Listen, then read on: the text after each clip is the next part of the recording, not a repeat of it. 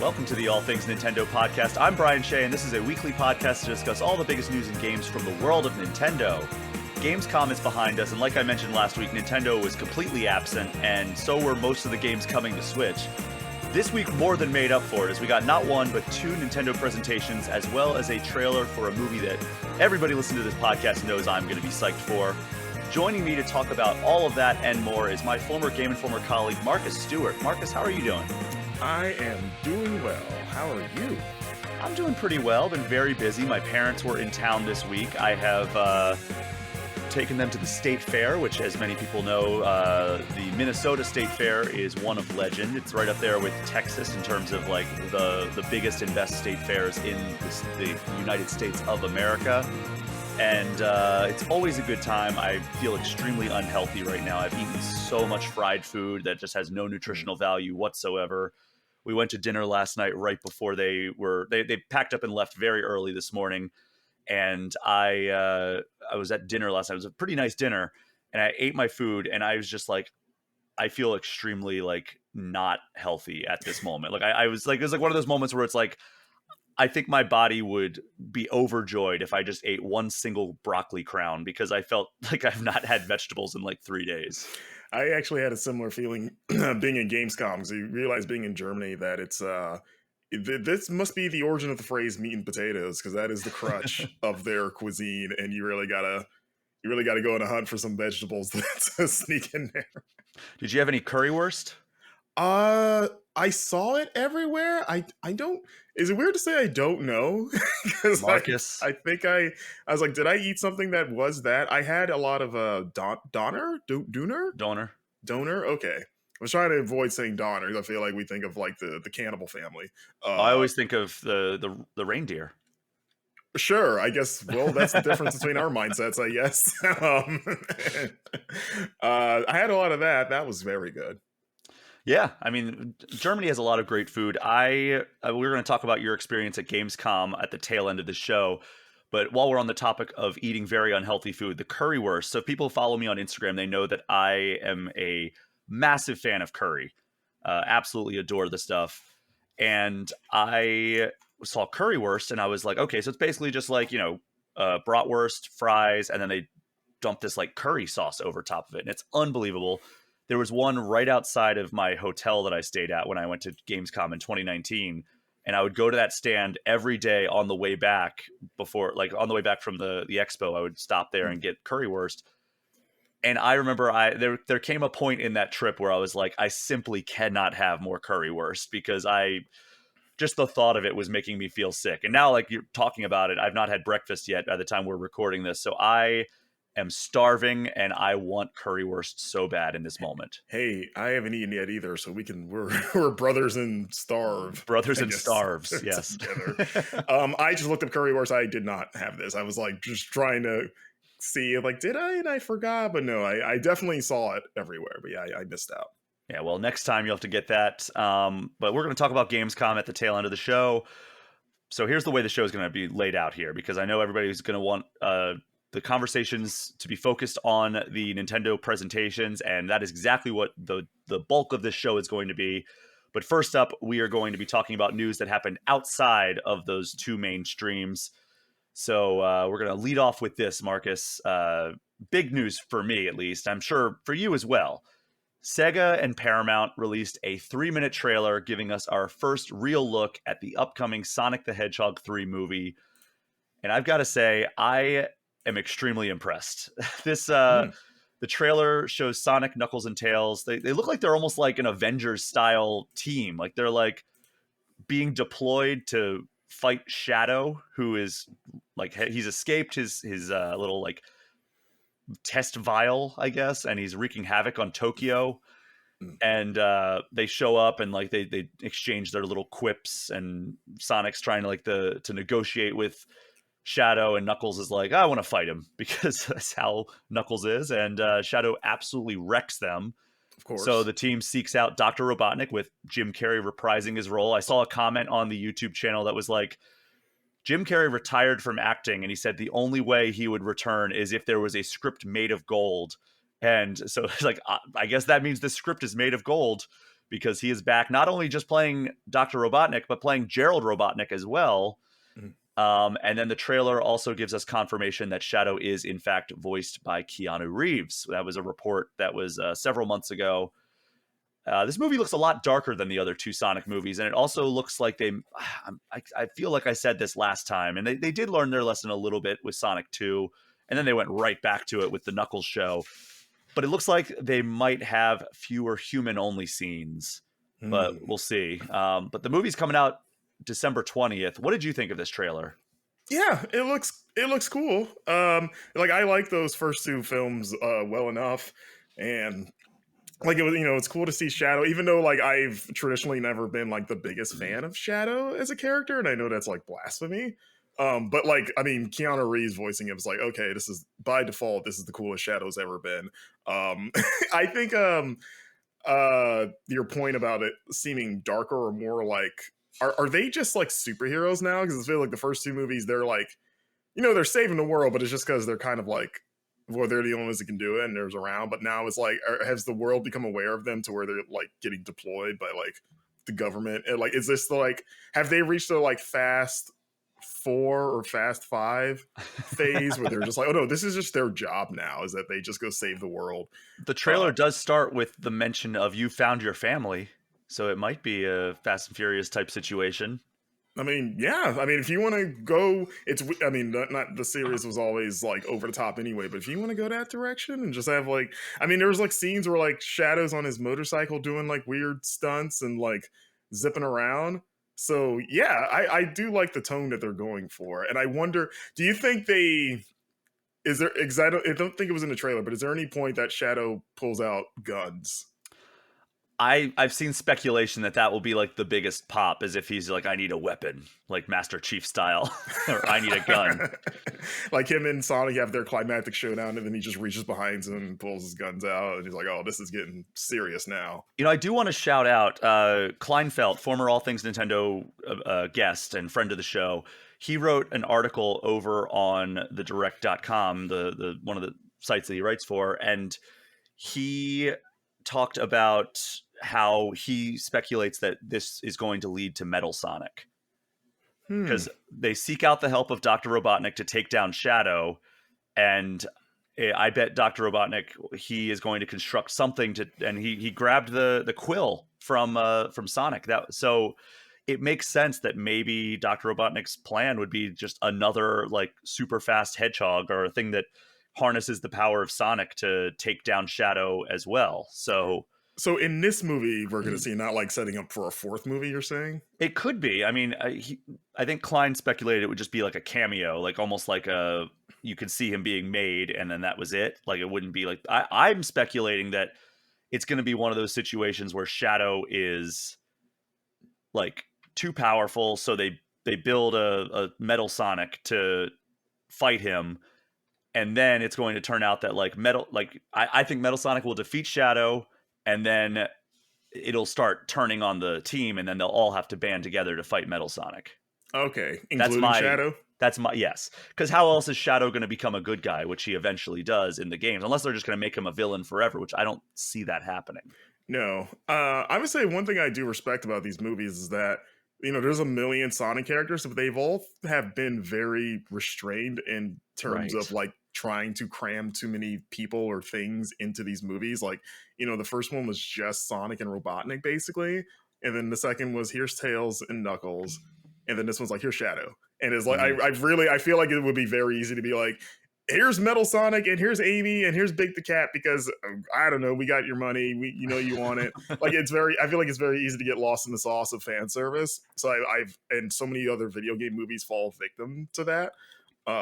So I do like that. I was like, okay, I only saw Shadow. Doesn't mean no one else will show up, but it's like, okay, Shadow is the thing, and this movie probably only really needs to just be Shadow.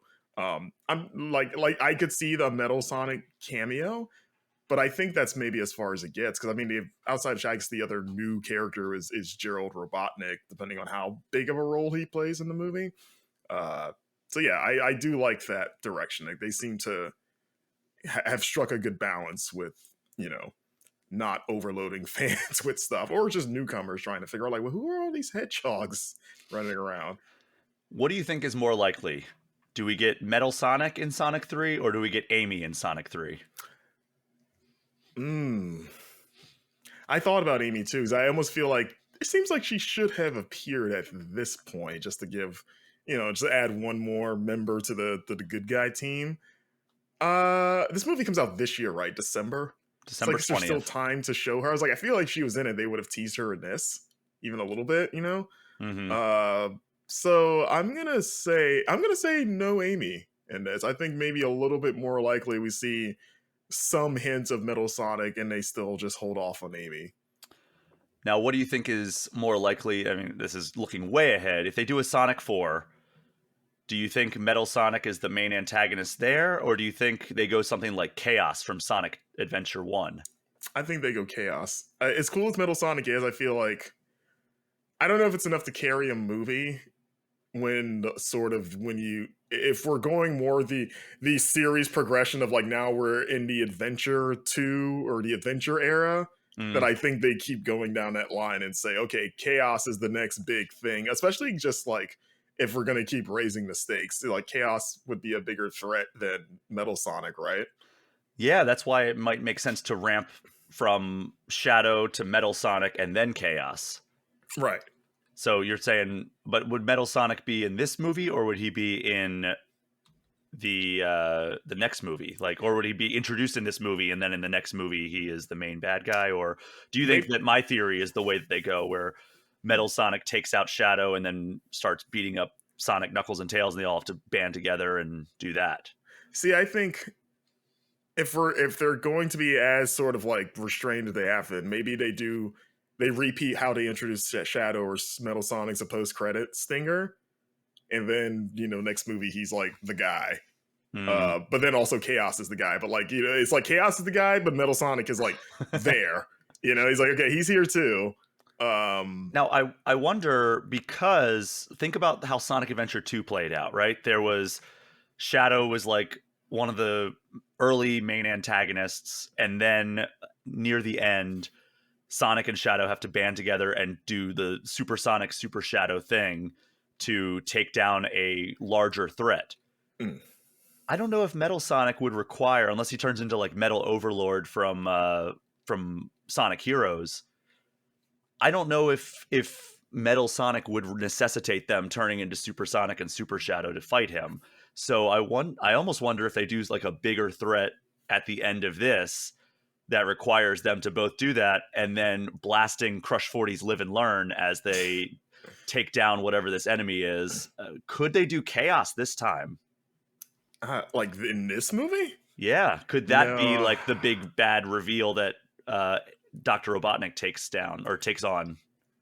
no. I feel like it might be too much. I think you would start veering into like Spider-Man 3 territory a bit. I mean, don't bring Metal Sonic in at all if they do Chaos, is what I'm No, saying. no, And no, then no, no. maybe the post credit stinger is Metal Sonic. Unless those trailers are like big red herrings, we're like, no, no, no, Shadow isn't the threat here. It's this other thing that we're not going to show you.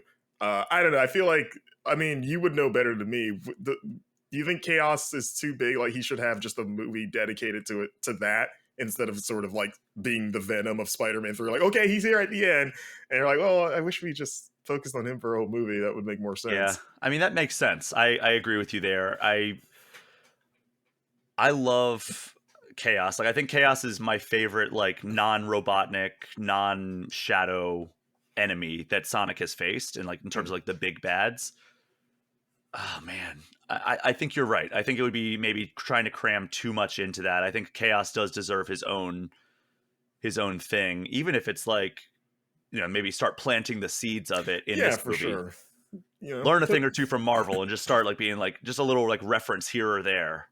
I mean, speaking of Marvel, I think maybe there's a chance that this movie and then also the fourth movie, if it happens, they start leaning into like time travel slash multiversal stuff because I mean that's just where all popular media is God, I now. hope not. I And hope not. I mean they have a character that can do that with Silver the Hedgehog, and it's like, okay, now that we're at Shadow, he's like the next big hedgehog that you introduce after Shadow, right? Is Silver.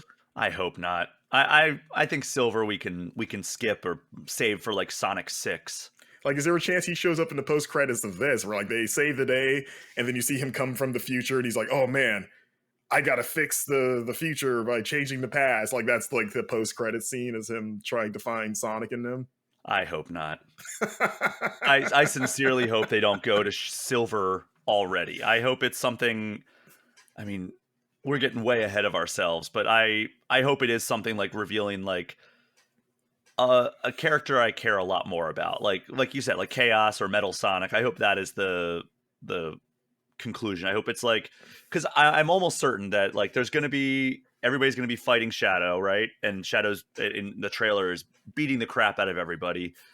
They enlist the help of Dr. Robotnik. He's not going to stay a good guy for that entire movie. He's going to backstab them, and then they're all going to have to band together to fight whatever Dr. Robotnik is throwing at them, whether that be Metal Sonic or Chaos or whatever.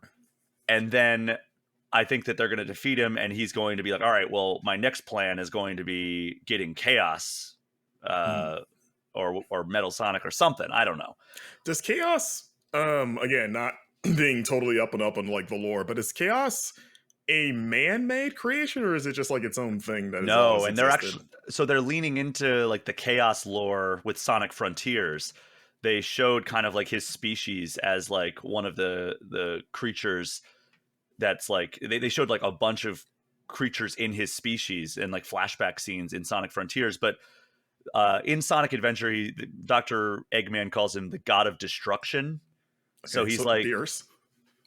so yeah, he basically absorbs Chaos Emerald's powers, and every time he absorbs a Chaos Emerald, he like levels up basically, and then when he absorbs all of them, he becomes Perfect Chaos, which is seemingly indestructible. But at the end of Sonic Adventure, they gather all the Chaos Emeralds that have been drained of their color and their power, and they realize that Chaos only absorbed like the negative energy. Sonic could absorb the positive energy and turn into Super Sonic to fight him.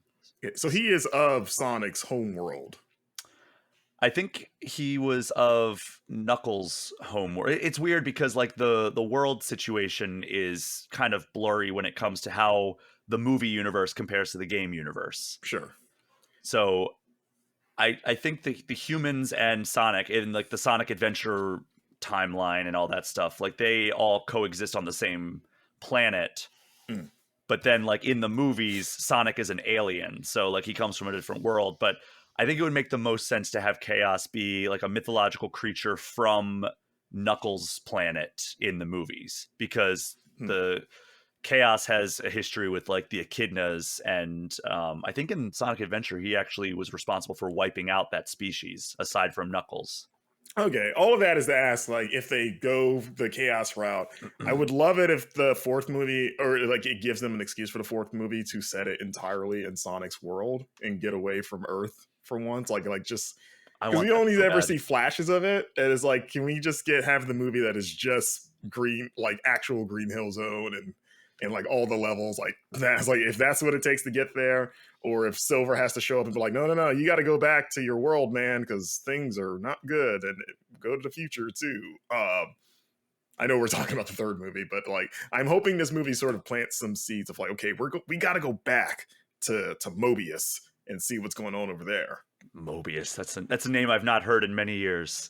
Yes, we only hear it in reference to Owen Wilson's character in Loki, Or we hear Morbius in reference to the We try not cinematic to. masterpiece. Yes, it's Mopin time. It's Mobin time. That's what Sonic's gonna. Oh my god, that would be a joke in this movie where they have to go back to Mobius and they're like getting ready to go, and Sonic says it's Mopin time to make fun of Morbius. Is Mobius a thing in like actual like an actual thing in the games? Like I'm trying to remember. I think that's just in the TV show in the comics. Oh, like in terms of like the name of his world? Yeah, I think so. 'Cause I don't think I've ever heard the games or like any of the shows that I watch actually reference like or say the name of his world. Okay, so Mobius is the name of a fictional planet that appears in several spin-off media for the Sonic the Hedgehog franchise. The term originated from the early Sonic canon by Sega of America and was subsequently adopted by Western media. After Sonic Adventure, the term was discarded worldwide and has been very rarely used afterwards. Sonic's homeworld was named Earth in Sonic Adventure 2 and has remained its canon name ever since. Sure. Like, I mean, which I always thought too is like, oh, it's just Earth, but with talking animals. Because why not? Because there's humans there, you know, like Robotnik's a human. He is. But yeah, and then in the movie, it's like a different planet. But I don't think they ever gave it a different name. I thought they called him Mobius in the movie, or maybe not. Maybe I'm just confused. Just I a don't know. confused man. But I am very much looking forward. This is like the most hyped I've been for a new Sonic movie since, The last one? ever. No, I mean, yeah, I was like, since the last one. I was thinking, like, was I hyped for the first one? And I honestly wasn't very hyped for the first one because it looked so bad. Like, it made such a bad first impression. Sure, yeah. And then I saw it and I was like, oh, that was actually a lot better than I expected. And then the second one I liked more than the first one. But I was like also kind of still hesitant. This one, I feel like they have proven a lot already. Knuckles, the series, I thought had some problems, but Hmm.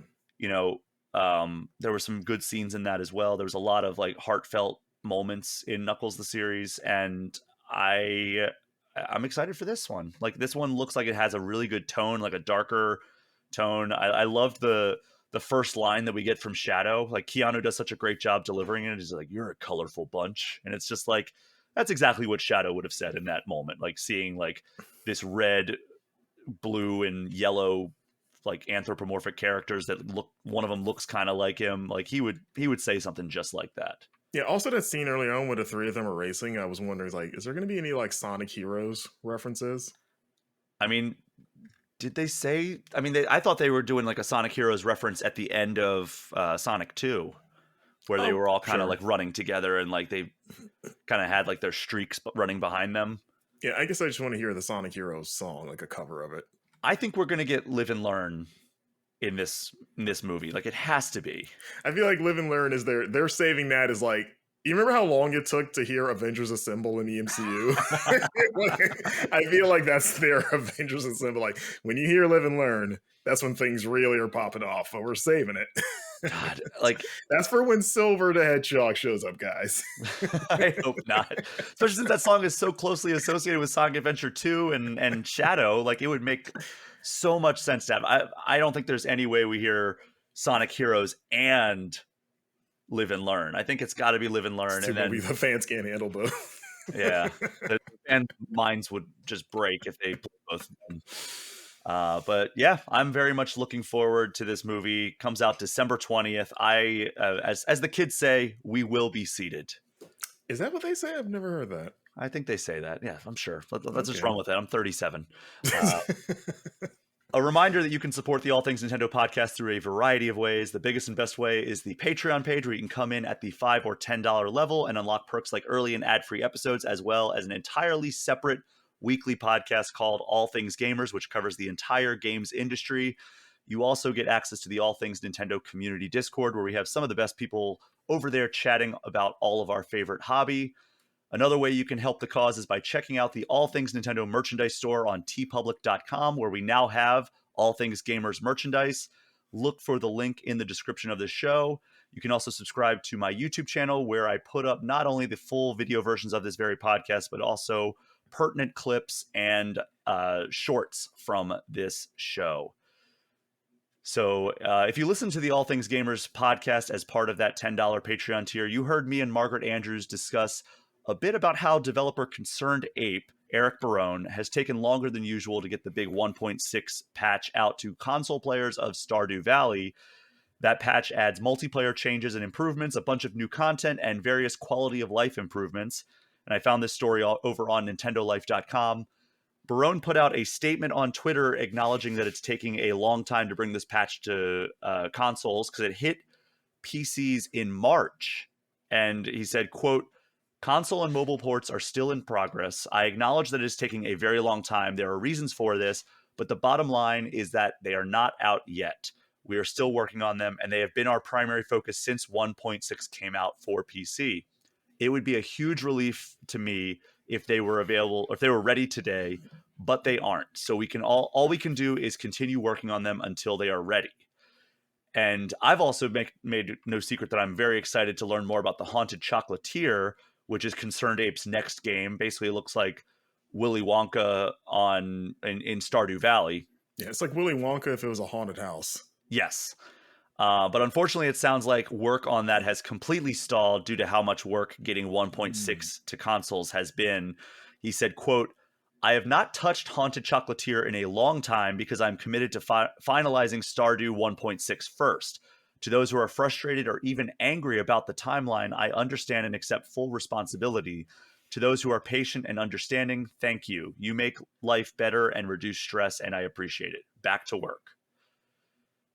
So yeah, I mean that isn't the most promising update on either Stardew Valley 1.6 for consoles or Haunted Chocolatier.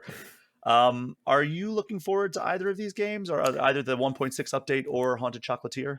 So I've never played Stardew Valley, and it's one of my biggest. It's one of the games highest on my pile of shame Hmm. of things. And granted, I've never been like a huge farm guy. Like I didn't grow up playing Harvest Moon or anything like that. It's a genre I've only really dabbled in recent years, and I've liked some of the stuff I've played. But like Stardew, I've been wanting to play for a long time, and every time it moved to a platform that was more appealing, I always said like that's the one. Because originally it launched on PC, and I was like, oh, I'll play this eventually, and then came to PlayStation. I was like, okay, that's the one, and then it came to Switch. I was like, no, no, no, that's the one, and that will still be the one. It's on my Switch wish list. So I just have to get to it. Chocolatier, I'm very interested in because I just think that's such a fun idea and like a weird Hmm. concept. So it is a bummer to hear that that is sort of just on standby right now, but it makes sense. I mean, he's still working basically by himself, right? He's He has a has he small team, from what I understand, but okay. yeah, he's like still the guy. Okay. Um so yeah, that stinks, but I get it. It's one of those things like stuff happens. At least he's being like communicative about it, which is always nice. At least I don't have to like wonder where things are with that game. So it's like now you kind of can reset your expectations a bit of like, okay, I guess I won't be hearing about Halted Chocolates here for some time. So I guess I'll forget about it for a while.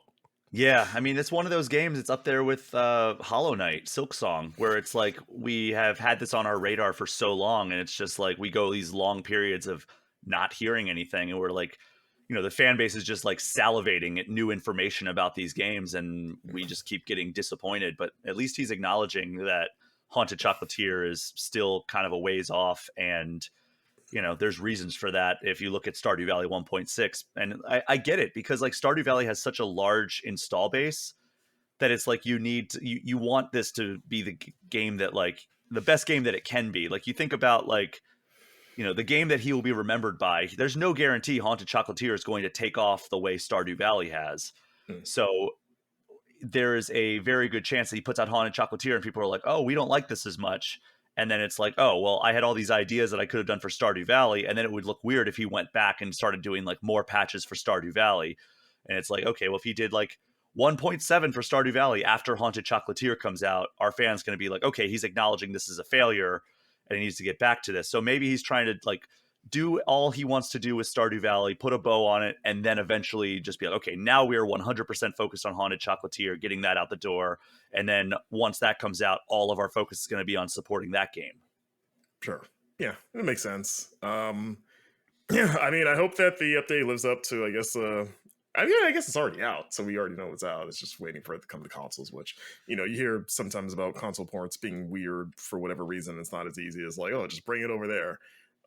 So I Copy get it. paste. Yeah, exactly. Isn't that all it takes? You just drop it in the Dropbox for PlayStation and Xbox and Switch.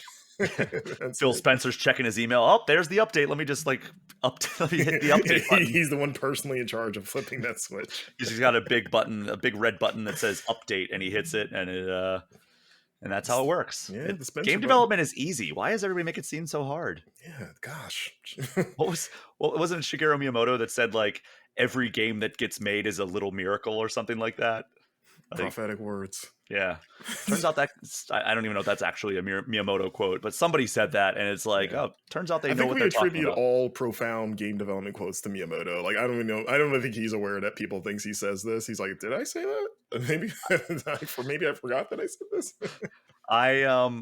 Man, if I ever interview Miyamoto again, I do want to ask him if that quote about a good or a late or delayed video game is eventually good, but a rushed video game, a bad video game that is rushed out is bad forever or whatever like that. I want to know if that actually was his quote, or if he's like, I've never heard those words in that order before in my entire life. If we still did our rapid fire interviews and did one with him, I would like to do a bit where I just read him other like profound game developer quotes and ask if he said that. Or get his reaction for it. He's like, do you think this is better than that thing you said? He's like, I never said that. I told you. So what was on your mind when you said this? Marcus, we finally, the final news update that we have before we jump over to the Nintendo presentations that we got, Super Evil Megacorp. That is a development studio with a fantastic name. The developer of Teenage Mutant Ninja Turtles Splintered Fate. Mm-hmm. They revealed a roadmap for post-launch support now that it is out on Switch. It's been on Apple Arcade for a while now, but it came out to Switch earlier this summer. It just says 2024 and 2025, so we don't know what the timeline is aside from in the next year or so. But here's what we can expect, presumably in order. 1, PC and Steam Deck releases with Steam achievements. 2, online matchmaking challenges and leaderboards. 3, new DLC with additional playable characters, new levels, new enemies, new bosses, new original storyline, and, quote, many more surprises. And then finally, further console expansions. So I'm assuming that means PS5, Xbox Series X, and whatever else comes out between now and the end of 2025. Switch 2. Hopefully they don't have to do that because everything on Switch 1 will work on Switch 2. I'm going to be very upset if that's not the case. But when the game came out earlier this summer, I gave it a 7.75, which I only know because we put it on the Game Informer Instagram account that still exists. Did you ever check out this game? No, I remember you sent me a code. I still haven't installed, and I see it all the time on my front page, but I've just been busy finishing up some of their Switch stuff. But I do want to, just as a TMNT fan, and just hearing that it's kind of Hades is interesting to me. Very Hades, I would say. I mean, if there was one game that you were like, oh, it's like this game, it would be Hades. There you go. Okay. I mean, those on paper, those two things are like, yeah, I want to play that. Yeah, I mean, it doesn't quite reach those heights, and there are a few minor performance problems on the Switch, which is why I think the Steam Deck the Steam version is gonna absolutely rule if you like playing games on PC. So, I mean, I would recommend you check this game out. I don't know how much these updates are going to add to this, the overall experience, but I mean, right now it's a perfectly good game. Sure. It's just it could be better if they remove some of the repetition, which I know is a trademark of the experience, but it also, by like the 25th time that I was fighting like Leatherhead, I was like, come on. Like, even though they add like variants and everything, like, oh, this time he calls these minions out, and this other time, like, this character is fire type or uses like shadow powers or whatever. Like, it's still like, okay, this is the same boss in the same arena, even though they have different powers. So once they get past that, or if they can figure out a way to alleviate that, I think that game is going to be actually really good. Here's who they add. You mentioned they're adding extra characters. I assume right now it's just the 4 turtles and that's it. So it's like, okay, they can. I mean, that the immediate roster is pretty like obvious. They're like, hey, they could add Splinter or April or Casey Jones, and then I feel like Shredder's Revenge they got to live up to that a bit of like, oh, look at all the cool characters they added to this game, like Usagi and Karai. So I wonder how far the rabbit hole they'll go down for that. No pun intended for Usagi. Yeah, Usagi. I mean, if they could one-up them and add someone that they haven't added, which is like, oh, what if they added Venus de Milo, everyone's favorite turtle? Metalhead. Yeah. I mean, as you go through the campaign, you do encounter these other heroes that like you have like rescued from these bosses, and then they're just like in the turtle lair. Oh, so like big main character kind of heroes? Yeah, like Casey Jones. Eventually you encounter him after a set number of runs, and he goes and joins the turtle lair, and like April's there, and Metalhead, and all these other characters. So they've already made those assets. Yeah, exactly. They just need to make so they're playable, which, like I said, so easy. Game development. Switch. You just from NPC to playable character. That's all it takes. But Marcus, we're going to take a quick break, and when we get back, we're going to talk about the two Nintendo presentations that were released this week. We will be right back.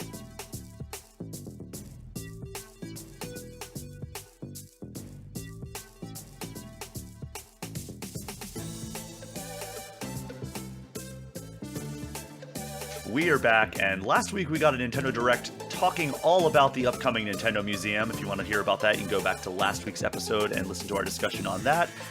This week, it was not one but two Nintendo Direct presentations. First one was an indie showcase, and then we got a Nintendo Direct partner showcase. And I don't think we're going to cover everything in the streams because this would be an extremely long episode, and I did want to run down the announcements and the games mentioned, though. And Marcus, if anything catches your eye, or you want to discuss anything in greater depth, just interrupt me and jump right in. Should I just yell my name like we're playing Back in the Box Trivia? Just raise your hand. I will point directly at you and call on you, and like a teacher, I guess, is what I'm saying. Or an auctioneer, like when they have the little signs and they're like, "I'd like to bid." I am going to be rattling these off as fast as an auctioneer, so this segment could last a total of 5 minutes. But let's start with this one, because I know it's one that we probably both want to talk about a little bit. And that is Balatro, Friends of Jimbo. This was how the Indie World Showcase opened up, and it is a free update coming to our favorite indie game of the year, I would imagine. Is it your favorite indie game of the year so far? Oh, it's my game of the year. It is so good. I don't know where it ranks in my game. It might be number 2 or 3 for me, behind Final Fantasy VII Rebirth. But players are going to be able to use cards that are collaborations with other games. So Witcher 3 Wild Hunt, 10 out of 10 game. Vampire Survivors, another game that might be a 10 out of 10 for me.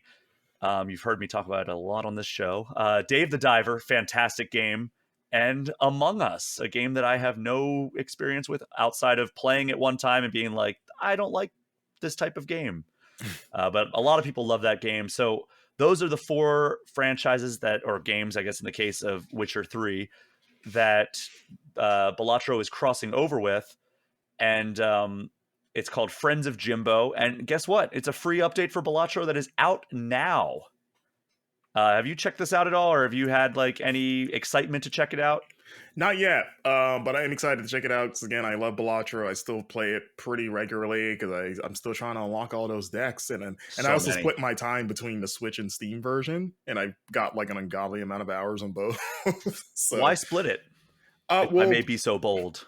It just sort of depends on where I am physically interested in being at that moment, because I started on PC because that's where I reviewed it for Game Informer. Okay. And it was funny because it was during that review period that I stopped playing, went to bed, or started getting ready for bed because it got really late, as time melts when you're playing that game. And then between the time of walking from my computer to washing up to getting into my bed, I got the itch for one more run. I was like, oh, but I would have to get back up and turn my computer back on. So then I bought it on Switch right there. It's like, oh, I can solve this problem immediately. So, it's, you want a Balatro that you can, I would prefer to set up my computer just because it's easier to click the mouse and drag and then have a video or podcast playing in the background. Mm-hmm. But then there's times where if I'm traveling or I just want to lay down on my bed and just play some Balatro. So I feel like you should have it a portable version and a home version of Balatro. I think that's the combo. Well, the Switch version is both, and so is the Steam version. If you have a Steam Deck, I guess that's true. I don't have a Steam Deck, so yeah. I do, but I always prefer to travel with the Switch just because it's so much slimmer. Yeah, the Steam Deck is the second coming of the Game Gear. It's huge. And also the battery life is about as good as the Game Gear. It was weird that they copied those features. That's a very nice huge screen, and only you got a little bit of power out of it. But it is funny that the 2 games that I have just hammered into the listeners of this show that they are my playing games are now crossing over. Vampire Survivors and Balatro. Yeah, 2 very similar games too. I think even in my review I called out because they have just the same satisfying power escalation in both of those games. It was fun to see. They're oh, okay, we're just gonna bring them together. Yeah, I mean, maybe it'll make time go faster even on a plane, even double time at this point, because like you said, time just melts away when you're playing Balatro. Same thing for Vampire Survivors. So That's the modifier they really need to add, is making your time go faster on a plane. They're working on it. They're working on that. That's Yeah, they got to get in touch with the airlines and work it out. They're doing the exponential tactic of like, well, what if we cross over with other games that just make your time vanish faster than you think they will? I was surprised, and maybe this is coming because when they was announcing the franchise, I was expecting like Nintendo franchises because I thought at first it's like, oh, is this like just a Switch only update? Oh my god, could you imagine like a Zelda deck or like a Mario deck? Yeah, I want a Zelda Joker. That would be so cool. I don't know what the powers would be or anything, but like, if you get kooky the way that Smash Brothers does with its power-ups of like just take random elements from franchises and do weird stuff with them, like Zelda alone has like, oh, what would a Majora's Mask Joker do? oh, Marcus, that is everything I want in this world. I mean, I also want that in Vampire Survivors, right? I want like a Final Fantasy update to that, and I want a Zelda update, like all like these. Oh man, there's so many cool things I want in Vampire Survivors, and now Balatro, because I didn't know that collaborations were even an option for Balatro, and now here we are. I bet the next one's Tomb Raider because it feels like everything gets a Tomb Raider collaboration now. Like for whatever reason, she's become like Shovel Knight, where she's just showing up everywhere. So it's like I bet because they said like at the end of the trailer they said for now in terms of like these are the crossovers for now. So it's like I bet Wave 2 is somewhere there's a Lara Croft deck in there. You know what game also has a lot of collaborations and has also crossed over with Tomb Raider? Power Wash Simulator? Power Wash Simulator, baby! Woo! And that was also in the Indie World presentation, and that was they've done a Final Fantasy collaboration, or no, they haven't done. Have they done a? Yeah, they have. They did a. I didn't know if that was 7. Like if that was one that like I just dreamed up and really wanted to happen, but no. They did a Final Fantasy 7 collaboration earlier. Now they do Shrek ? I did not expect that to come.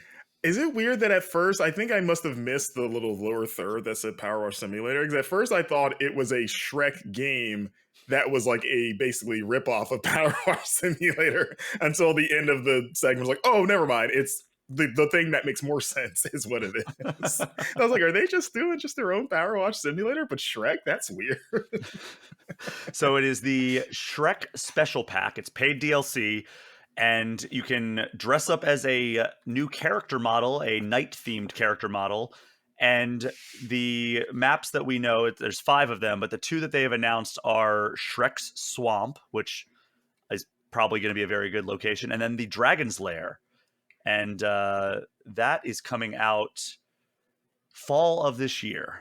So I don't know if you're a Power Wash Simulator fan, but it's oddly like meditative, and when you allow yourself to get into that, because I got into it and I was like, all right, I want to play this, and I liked the tutorial where just like cleaning the power wash van, and then like it's like, okay, now here's a level that's way too much work for you to complete in a reasonable amount of time, and I was just like, I don't want to play this for like 2 hours on the first level, the first real level. That's kind of where I got stuck up to. I think it was when you get to the first big house and it's like a pool and stuff. And I was like, oh, this is a lot really fast. Like, it's cool. And I would like to go back to it at some points. If nothing else, to play the weird like DLCs they've added to it. But yeah, maybe that escalation was a little too like steep up front of like, oh, okay, I'm holding down this button for a long time. Yeah. I was just like, man, I'm having a good time, but at the same time, like this is a lot to like throw you. They literally threw you into the deep end because there's a pool. Get it? But yeah, they really made it so the escalation was way too much in that first level. I don't know if they've massaged that at all, but I like Power Wash Simulator. I just wish that like it was a more bite-sized level that they gave you after the van. Yeah, or at least give me, and maybe this is in there, give me the option like, can I just play this without holding down the button? Because it's like, that's really the pain. It's like, I'm getting tired of holding. Like, if you can just spray automatically and I just aim, then I'll do this, you know? Did you ever play Coffee Talk, Marcus? Yeah, I really like the first Coffee Talk. I have not gotten around to the sequel. I have it, but I just haven't. It's funny, I was listening to Haley McLean over at MinMax talk about how she played the second game, and I think the first game too, through like actual visits to coffee shops, and that has inspired me to be like, maybe that's how I'll play coffee shop too. That seems like a real cozy, fun thing. We're like, oh yeah, I go to a coffee shop for like an hour, play Coffee Talk, and then drink a coffee and have a nice Patreon and just chill out. It's like, I might have to do that just to give me an excuse to get to the sequel. That sounds very pleasant. And now this makes me want to go and play Coffee Talk Tokyo. which Yeah. was announced during this. I mean, I think it was announced, right? It wasn't Yeah, previously revealed. first I've heard of it, yeah. And this makes me want to go to Tokyo and play this. But yeah, it's late night coffee You shops in only play this Tokyo. game when you're in Tokyo. You just take a trip in Tokyo every week. So yeah, it's just like talking to customers, serving them drinks, making coffees for them, and then it has a lo-fi soundtrack by the series composer Andrew Jeremy. So coming to Switch, and I'm assuming other platforms in 2025.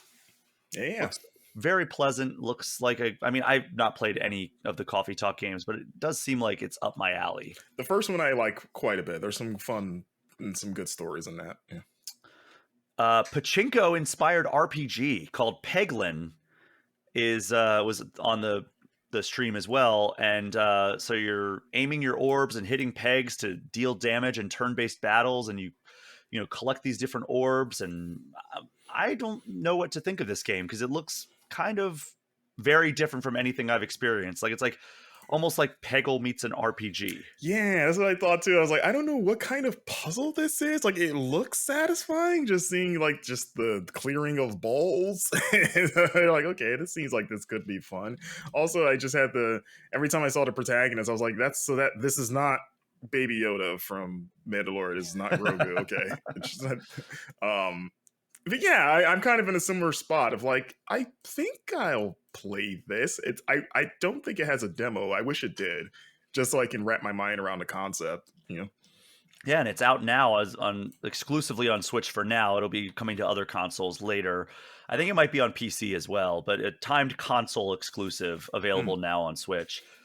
Morsels was the next one. Did you see this one? Yeah. Oh, this is one of my standouts. Go for it. Take it away, Marcus. What is this game? Oh God. See, I have to read the description. I like watching. I'm like, what is happening? I know you play as a mouse in a weird little animal world, but apparently you fight evil forces of like evil cats, and it's like a top-down action roguelike that kind of has like, or maybe it was just in those segments like a little bit of bullet hell qualities or twin stick shooter qualities. Like you're like firing these bullets or whatever there are, and you're just exploring this very bizarre, but like very like the art direction looks really nice. It kind of reminds me of a mix of Animal Well and Nidhogg 2 a bit. Okay. And it's got kind of like a scan line, sort of like shaded, it's got kind of like a CRT kind of filter over it that I think looks nice, but like the animations for like all the weird creatures and just how like bizarre everything, like there's like the weird like bug-eyed looking cat that you see early on and stuff. But it was like showing off some just like other like potentially like maybe one-off segments of just like different gameplay styles every now and then in that trailer. And it was one of those ones where you kind of like lean forward a bit as you're watching, like, okay, what am I looking at here? This oh, you've got me here with this one. So yeah, I'm very interested in this one. This looks right up my alley. Yeah, I mean, that one's coming out February 2025. Then we got Wobbly Life, which is an open world physics sandbox, which I'm reading the description here. It says, Grandma has kicked you out of your home and demanding you get a job. Choose from over 50 unique missions and jobs to tackle on your own, or make your simulated life easier by teaming up with another player online or via local co-op. And then there's different clothing items and mini games and all kinds of stuff. It just seems like one of those like wackier titles. And that is coming to Switch in December. There is Date Everything. There's an exclamation point at the end. It is a sandbox dating simulator where you can date everything. There's 100 characters ranging from household objects and appliances to even concepts. Very funny that we had this get announced and releasing right around the election, given the joke that is going around right now. So it's this game might well be the last news story I wrote for Game Informer. And it was funny because I wrote it, pretty much explaining everything you did. And then all the comments I saw were in reference to the thing that you just referenced. And I had not heard of it at that point. So it's like, what are people talking about? And then Kyle had to smarten me up on Slack. I was like, oh, huh. I think he even said, like, good job staying away from the obvious joke, Marcus. And you're like, what obvious joke? And then he had to tell you. Like, I was so confused. And then I But was like, oh, I missed the person I was before I learned about this. so that game, Date Everything, comes out October 24th. This is one that I was really excited for to see. Neva. Yes, I've been excited for Neva? this one. Neva? I think Neva? it's Neva. Um, and this is from the team that did Grease, the beautiful 2D kind of platformer that came out Yeah. several years ago. Do we pronounce it Greece? I've always Yeah, said. because it is it's the Spanish pronunciation because the Oh, studio is based in okay. Barcelona. If That it makes more was sense. I just it just sounds weird to call it Greece. Just I'm thinking if of it Greece. if it was French, it would be Gris, See, I I've always believe. said Gris, and I think I just wanted to avoid saying Greece, but that makes more sense.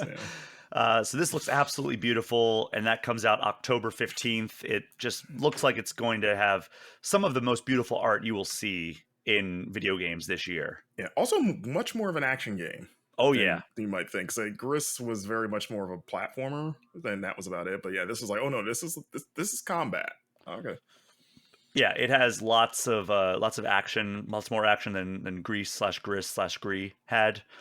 Mhm. And yeah, that's going to be one that I'm absolutely going to check out when it comes out October 15th. Sea of Stars, Throes of the Watchmaker DLC. Marcus, Yeah. you were a big proponent of Sea of Stars. What are you excited about in this DLC? I'm excited that it's just more Sea of Stars. It's I love Sea of Stars. It's one of my favorite RPGs in a while, especially kind of in that kind of like old school vein. It's cool. We knew they were making DLC. We just wasn't sure when it was happening. So getting a first glimpse of it seems cool. There's a new character. I think his name Artie is like a robot, almost maybe like a Robo type character in this game. I wasn't clear in the trailer, and I'm only now looking at it on the press release. Like I assume this happens after the game, like after the events of the game. So I'm I'm not curious about sure. that because that game's story gets pretty wild after a certain point. Um, but yeah, man, like Sea of Stars is such a great game. I'm excited to see what new little mechanics they throw in there, especially like puzzle solving and stuff. 'Cause I thought the puzzle solving in that game was very strong.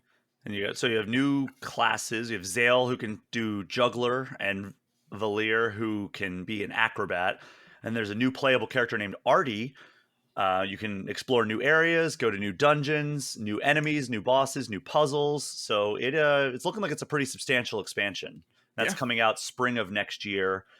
Have anything to say about Moth Kubit? It is a RPG where you are an insect climbing the ladder of the insect mega corporation. I like the name and the concept, and also it heavily reminds me of Undertale a lot, Okay. which is good. Yeah, I mean Uh, that's not a bad thing to be compared against when one of the most beloved games of the last decade. yeah, I don't have like a ton to say other than it's one of those where like I'll keep my eye on that one. That looks Hmm. interesting. That's coming out in the spring. Pico Park 2. It is an action puzzle platformer. 2 to 8 players can play locally or online. More than 60 new levels. And then no matter how many players you're playing, you can complete the levels and you can reach the exit. But yeah, there's all kinds of new features that they're adding. It's going to be a timed Switch exclusive, but it's available now if you want to check that out. We also got a montage covering several games. So the Plucky Squire, we already knew that was coming out September 17th. Extremely excited for that So one. psyched for that one. Yeah, what are you so excited about with that one?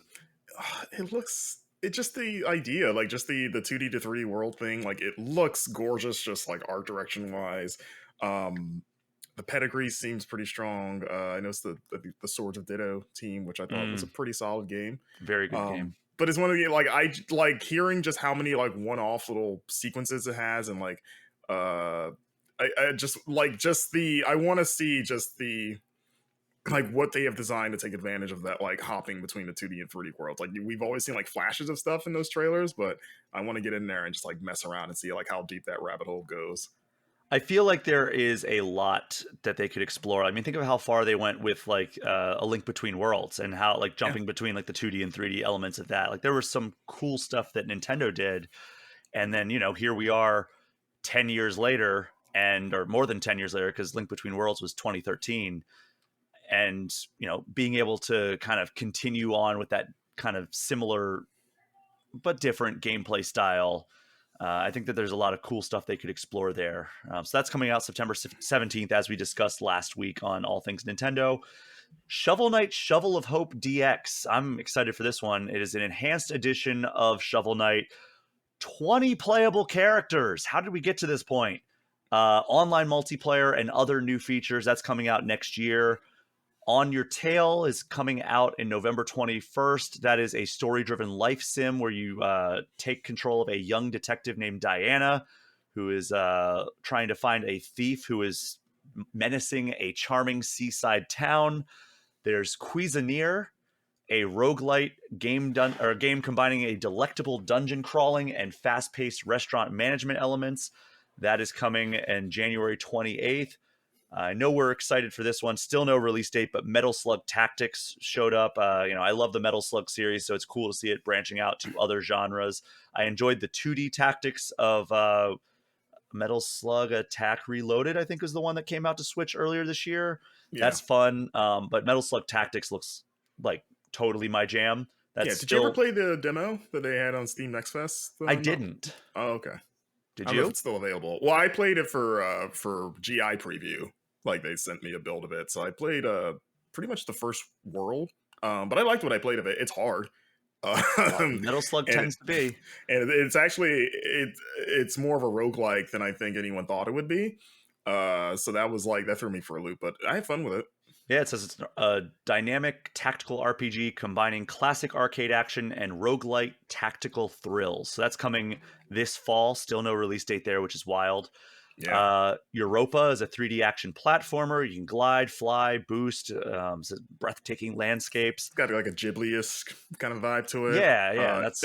That was supposed to come out earlier this summer, and it got pushed. Because I played the demo for it like months ago, and I was like, "Oh, this seems all right. This seems cool. There's something here."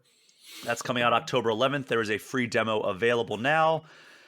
And they closed with one of the games I have wanted to come to Switch for so long. Pizza Tower. Yeah. Did you ever check this out on Steam? No, it's been on my wish list, but I've seen people play it, and I was like, "Oh, that looks cool and like right up my alley," but I just never got around to it. So I'm debating whether do I want to play it on Switch or do I want to play it on Steam now? Yeah, it's kind of like an arcade style, like super fast paced platformer, and you're running through the tower trying to save his restaurant, and it looks like the best kind of chaos, and it rave reviews on Steam. I actually bought it on Steam because it was on sale not too long ago, and I never fired it up. And now that it's on Switch, I'm like, I want to play it there, so I'm probably going to end up buying it again. But you have a Steam Deck, so you can. I do, but I want to play it on my TV. I don't want to play it on my PC. Oh, sure, yeah. But it's available on Switch now. It was one of those shadow drops. Yeah. So it's $20 if you want to check that out. Highly stylized 2D pixel art. It's meant to look like 90s cartoons. So very excited to finally dive into that, even though I could just fire it up on my Steam and not pay any more money. But unemployed people, so much money to throw around. So that's what we're known for. Yes. That's why we're unemployed. We don't need to work because we have so much money. Yeah. Nobody wants to work. It's retirement. So that was the end of the Indie World Showcase, and directly after that led immediately into a Nintendo Direct partner showcase. Let's just run down these announcements. We don't have to dwell too much on these. There's the My Sims Cozy Bundle, which are two My Sims games bundled together. That is coming out on November 19th. Pre-orders are available now on the eShop. We got a new look at Civilization 7. We think we got the release date last week. Yeah. So first look at the Switch version. Yeah, exactly. So that's valuable, but not a whole lot to dissect. It looks good. It looks like it runs well. And I mean, who knows if we're really seeing the true performance, because they're not going to show. That's going to be the biggest question with that game. That's coming February 11th. Very excited for that. Fitness Boxing 3, Your Personal Trainer. I've always wanted to check out these fitness boxing games. I have one of them on my Switch, and I'm always so curious about these like fitness-based games, like Ring Fit Adventure and like how Dance Dance Revolution was and everything. Right. Where it's like you would just like work up a sweat playing these games. And Fitness Boxing 3 looks like it's really neat. Like you have the Joy-Cons in your hands. They're your kind of boxing gloves, and you're throwing punches that they're telling you to. There's different like mini games you can play.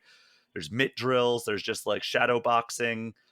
I think it looks pretty cool. I don't know like how many people listening to this podcast are going to be how excited they'll be about this, but I don't know. Coming December 5th, if that sounds up your alley. Goat Simulator 3, which I'm just now figuring out is not about Michael Jordan's career. Just kidding. I know what Goat Simulator is. It's that physics-based game where you take control of a goat. Yes, exactly that one. A real goat, not the goat. But yeah, it is available on Nintendo eShop today. Physical version coming in November. It looks as, chaotic and unhinged as all the other Goat Simulator games. Online co-op, local split screen co-op, complete quests, challenges, or just cause mayhem. Speaking of games along that line, like SpongeBob SquarePants, the Patrick Star game. Yeah, this was a surprise, I guess, and extremely unexpected. So Yeah. Patrick Star is the I was gonna say the star. He's the protagonist of this game, and yeah, you're just a physics simulator where you're going around as Patrick Star and causing havoc around Bikini Bottom. I noticed this was by Outright Games, which is the studio that's making the Teenage Mutant Ninja Turtles game that is based on Mutant Mayhem, Mutants Unleashed, Mutant. Oh, the movie, the most. Yeah. I know the game and I've gotten the game and the movie mixed up. I think it's Mutant Mayhem is the movie, right? Mutant Mayhem is the movie. Mutants Unleashed, which takes place after the events of the first movie, it's the same studio doing that. Outright Games, or the publisher, I guess. So yeah, it's the same publisher. I'm sorry, the developer of that game is A Heart Full of Games. Okay, so it is a different developer, it appears. But yeah, so that is coming out October 4th. Let's get into the Brian segment here, which I literally raised my arms in triumph when I saw this announcement. Is this like a woo or like a roller coaster wave? Like what is kind of? I would say that I slowly raised my hands like this and just watched the trailer with my arms raised, and Gotcha. I laughed when one of these games popped on the screen. So it's the Capcom Fighting Collection 2. And it is 8 classic fighting games, and I have the list up here on my second screen. Capcom vs. SNK Millennium Fight 2000 Pro, Capcom vs. SNK 2 Mark of the Millennium 2001, Capcom Fighting Evolution, Street Fighter Alpha 3 Upper, which from what I understand is the best arcade version of that game, which I think Street Fighter Alpha 3 is one of the best Street Fighter games ever released. Power Stone, which I was like, yes. At that point, it's like that. This to me, this is the Power Stone collection featuring everything else. Yes, and then Power Stone 2. When Power Stone was announced, that was when I raised my arms up. And then when Power Stone 2 came out, I was like, oh my god! You stretched them. You just became Mr. Fantastic, and your arms went through the ceiling. Project Justice, which is weird that they wouldn't have Rival Schools in here if they have Project Justice. That's a sequel. Can't. I mean. We're getting a lot already. I know, but I see what you're saying, but it just seems strange. And Plasma Sword, Nightmare of Bilstein. Yeah, that I never heard of. At least I don't think I've ever played it. Yeah, but yeah, like I said, like to me, it was like Power Stone and Power Stone 2. Like hearing that name uttered in the year of our Lord 2024 was not something I had in my bingo card, and to finally have modern ports of those games.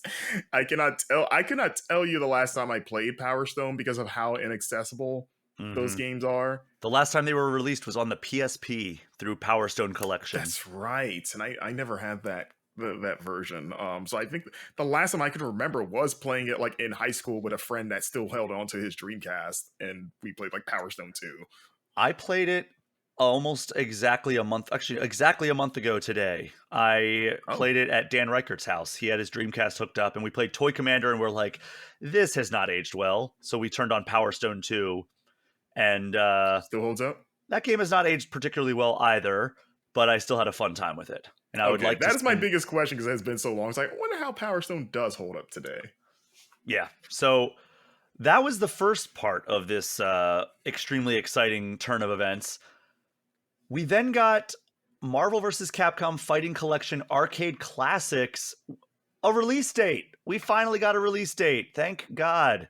Because we've been waiting and waiting and waiting. And not only that, but the release date is like right around the corner. So 7 Mhm. games are in this collection: X-Men Children of the Atom, Marvel Superheroes, X-Men versus Street Fighter, Marvel Superheroes versus Street Fighter, Marvel versus Capcom Clash of Superheroes, Marvel versus Capcom 2 New Age of Heroes, and then we got the side-scrolling beat 'em up game The Punisher.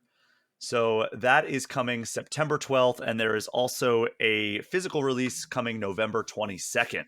Hmm. Which of those games are you most excited for? Oh, MVC2. Like, Okay. like I do like those other games and I grew up playing them, but like MVC2 to me is like the peak of the like all those games built up to MVC2. Like that is the best or the strongest game in that collection, not counting Punisher because that's its own thing. But like that's another game that has gone long stretches of not being readily available to play. Like I think the last time was when it was on PSN for like PS3 Mm-hmm. because I had that version, and I still have my physical like PS2 copy of MVC2 that at one time was worth a good chunk of change. But I have such a soft spot for Marvel vs. Capcom, and especially the second one. Like I have so many Oh fond yeah. memories of just playing that nonstop with friends and.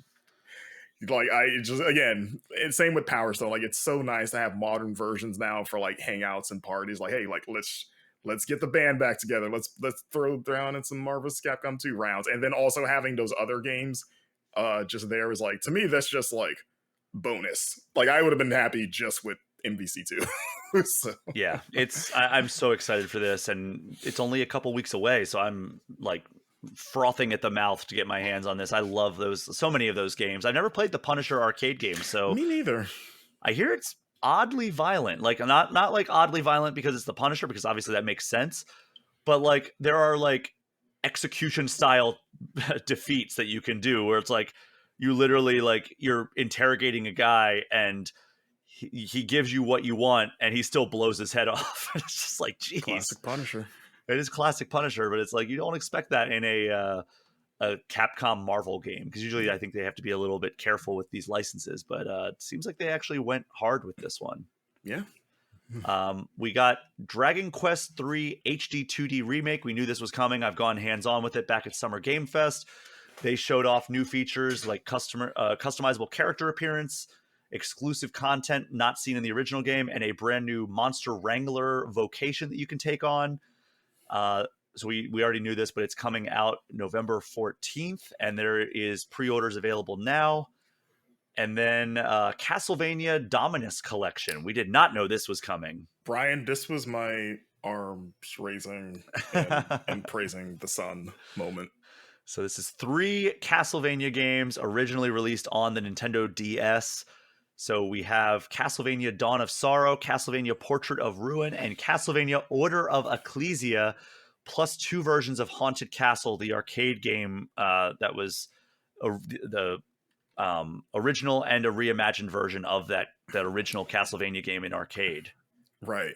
Yeah, I don't know much about how big of a Castlevania fan you are, but I've always argued those DS games were among the best of the series like that. Like as cool as the GBA collection was, because those games are also quite good. I've also like the DS trilogy, I think, is superior to all 3 of those.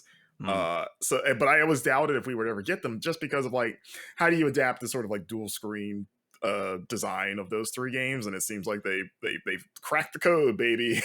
I hope that means people have as well, because we need more of those DS games on modern consoles. Yeah, Nintendo Link Between Worlds, please. But yeah, I still have my physical copies of at least 2 of these. I know I have Dawn and I think Ecclesia. I don't think I ever got Portrait or held on. Which to one would you Portrait. recommend is the best one out of that bunch?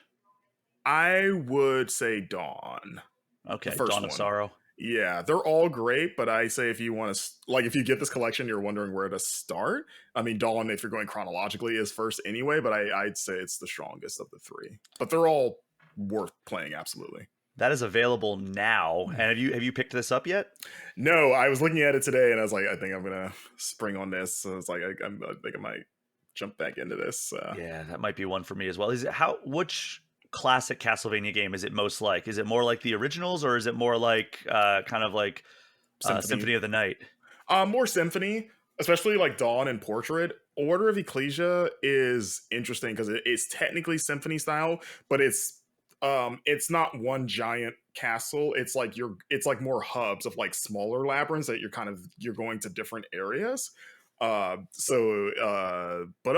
Dawn especially is just like, do you want a new Symphony S game? Here you go with some cool like almost Okami style like rune drawings. On the DS. You use the stylus to draw symbols to activate the character's like special spells, and those were like Hmm. your finishing moves for boss fights. So I'm curious how they adapted that, 'cause I think you can use the touchscreen in this version. And I think you heard you could use the controller too, which would be interesting. But yeah, that was like, again, seeing how they move the like touchscreen or stylus specific mechanics will be interesting. But Awesome. Well, you may have talked me into getting this collection. I might have to add that to my wish list after this episode. Um, so that's available. The Castlevania Dominus collection is available on eShop now. So very yeah. exciting. Here's one that they led off with, and I am extremely in on this. I always sing the praises of Digital Eclipse. I think they're Mm. one of the best studios working now, and they announced their next game, their next Gold Master Collection. Is that what it's Gold called? Master Series. Gold Master Series. Tetris Forever. Was it you who wrote the feature on the Gold Master Series? It was. I was. Yeah. Did they hint at this at all when you were talking to them? Like they had something cool in the works? No, not specifically. Like they just said they had several of these Gold Master Series like in the oven, but that was about as far as it got. So when I saw this, I was like, "You dirty dogs!" Oh my gosh. What better to do it on than like one of the most beloved and celebrated games of all time? It's weird to say call Tetris a series, but it absolutely is a series.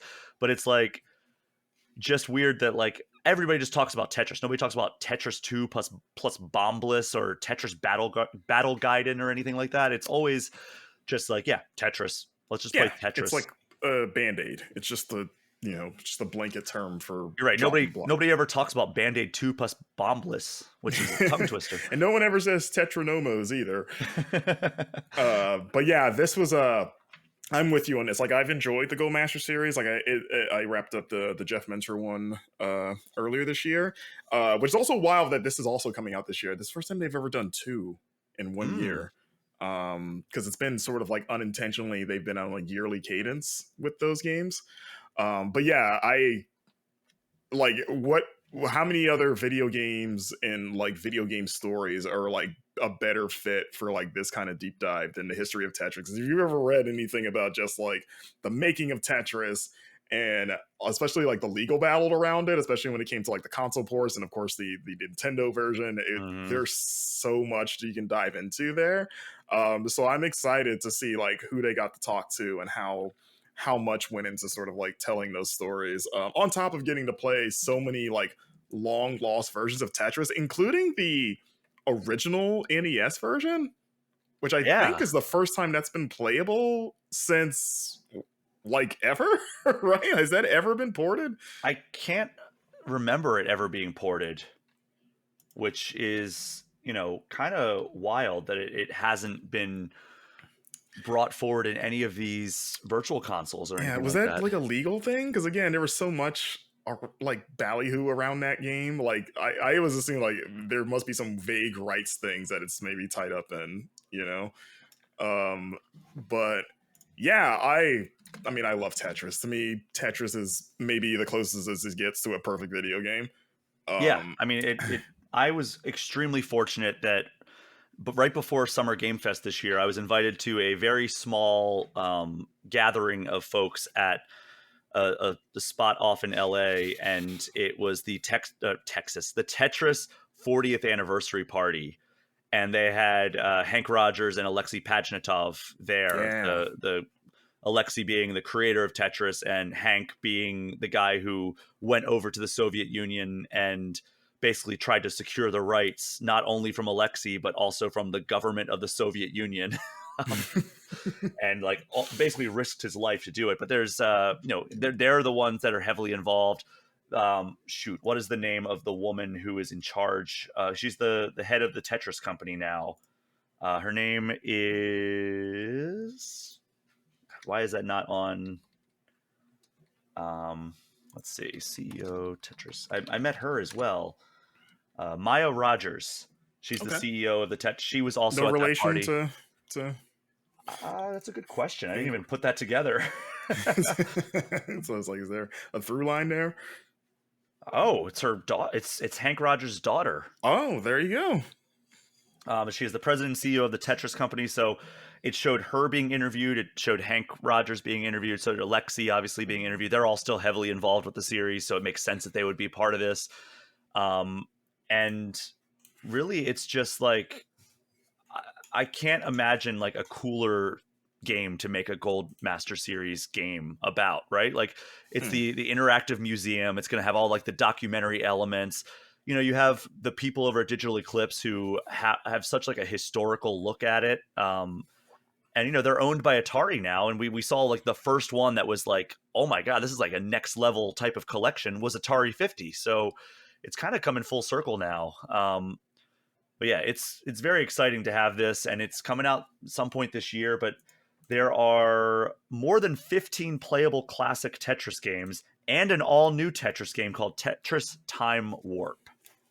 So I'm looking at the Steam page right now just to kind of get. So includes more than an hour of all-new documentary featurettes, including exploring the lifelong friendship and creative partnership between Alexei and Hank. And then the extraordinary but true story about Tetris that you never knew.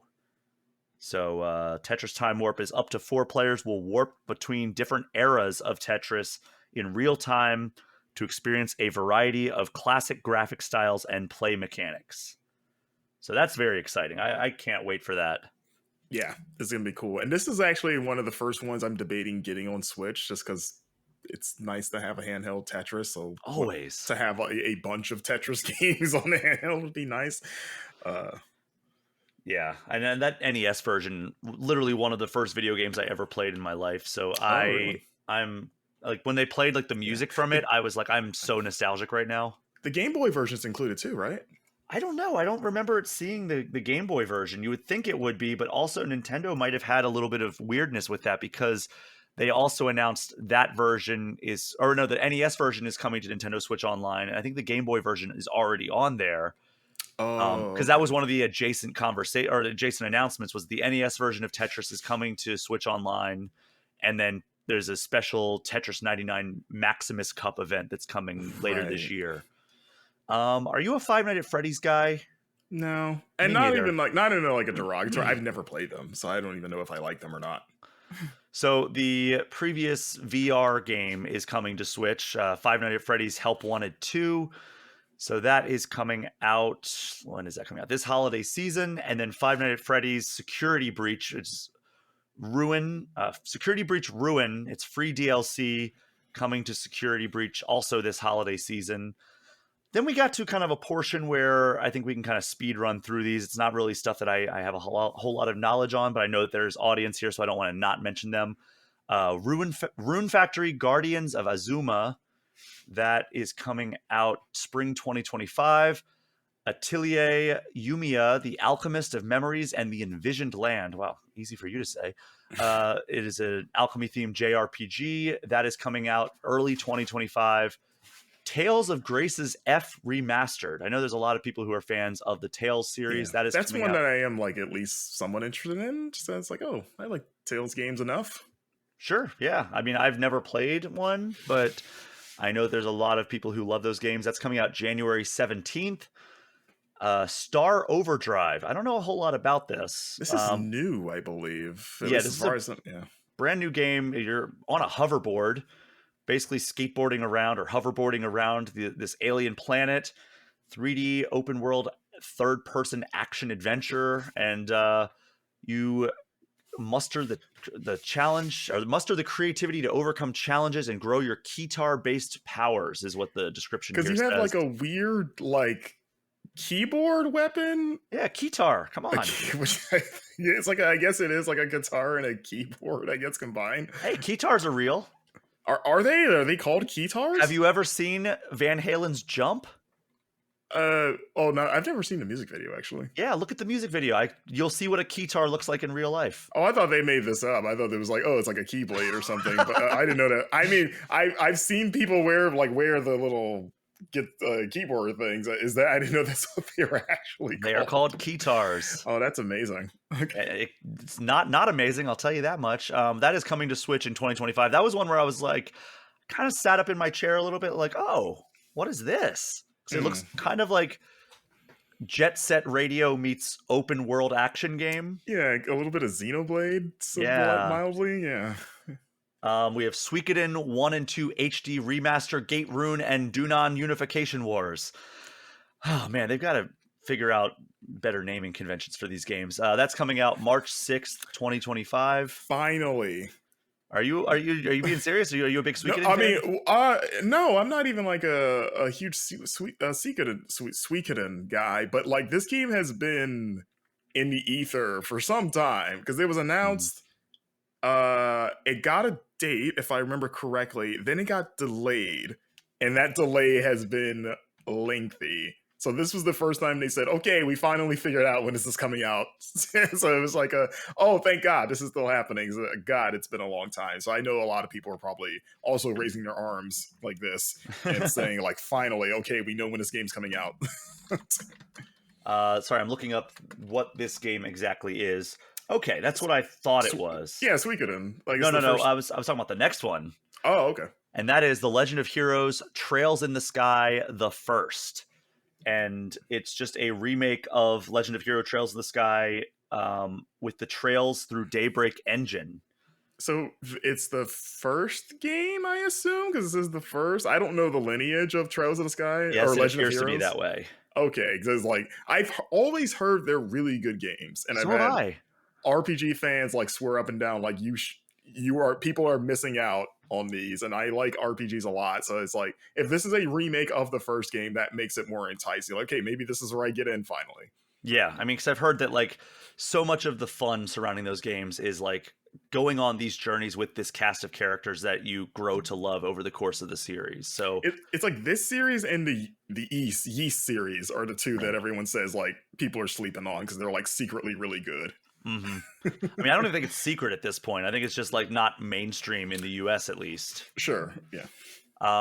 That's coming in 2025. Worms Armageddon Anniversary Edition. I am very excited about this. I love the Worms series. Did you ever get into them? It seems like it would be up your alley. I've never played a Worms game. Oh my god. I know, right? There's like 19 of them, right? Yeah. And it's one of those series that has never crossed paths with me somehow. Like I never knew friends that had them. I mean, you should play this, especially if you have somebody who you can play locally with. So this is just a remaster of the 1999 classic. It's coming out less than a month from now, September 26th. Stalker Legends of the Zone trilogy. That is a collection of the trilogy of these original Stalker games. Right. Coming out in November. It's coming, I think, for the first time it's getting remastered. I think this is the remaster that came to Xbox earlier this year. Okay, so maybe it's just the first time it's coming port. to Switch. Okay. Yeah. Well, that makes sense, because why would they release it 2 times on Switch? Doesn't make sense. Disney Dreamlight Valley is getting some new updates. It's an event that runs from September 4th to September 26th. It is the end of summer event. Star Wars Hunters is getting another update coming September 26th with its new season. Did you ever play that? No. I have it installed. I just have not fired it up because it's free. I should try watched this. a video about it, and it did not look like something I would enjoy. But adds a new character called Pillbush, who is an explosive Ewok. Explosive in what way? I have no idea. Like he literally explodes. He has like I'm assuming he has like a grenade launcher or something. Farting? Hopefully not that. Explosive bowels, or maybe he's just expletives. But it's just like the Ewoks already look like they smell bad enough. I don't think we need any other type of explosions. I just liked the words explosive Ewok. Yeah. Lego Horizon Adventures. We just got another look at that. That's still coming to Switch holiday season, which is still blowing my mind a little bit that we're getting a Horizon game from PlayStation on Switch. It's so weird. It very much is. I'm assuming it's probably a similar thing as like the reason that we have the MLB games on Xbox and Switch, where it's like the Lego franchise was like, or the Lego like license was like, hey, you guys can do this, but we'd like it if you could get it on this really family friendly console as well. It's also weird their messaging around it because I feel like every time they've shown a trailer, they reference as like a retelling of Aloy's, first adventure. You Nintendo fans that played Horizon. If this is your only console, you know the story. But hey, what better way to explore that than through a Lego game, I guess. Yeah. This is one I know a lot of people are excited for. It's not really up my alley, but Tales of the Shire, it's called Tales of the Shire, the Lord of the Rings game. Yeah. A very bad title in terms of like using a and the. What if you just called it the Lord of the Rings, I don't know, saga or adventure or something like that? I just wish they could get rid of that a Lord of the Rings game. Legally, I think you would be executed if you did I that. agree, yes. That's coming out holiday 2024. It is a cozy life sim taking place in the Shire, with a bunch of hobbits. I am curious about this. I feel like I'm very selective with life sim games, so wrapping it around a license that I do have some affinity for. And also to see a Lord of the Rings game that isn't about like fighting orcs, it's like, oh, you're just chilling out. Just chill out with some hobbits, make some like bread and whatever they do.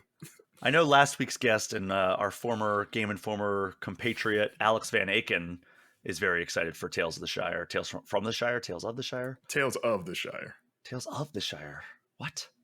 Yeah, you would think. I think in my brain I kept thinking Tales from the Shire, but I think it is Tales of the Shire. Yeah, I did not expect that. This title's all messed up. It's got an A and a the.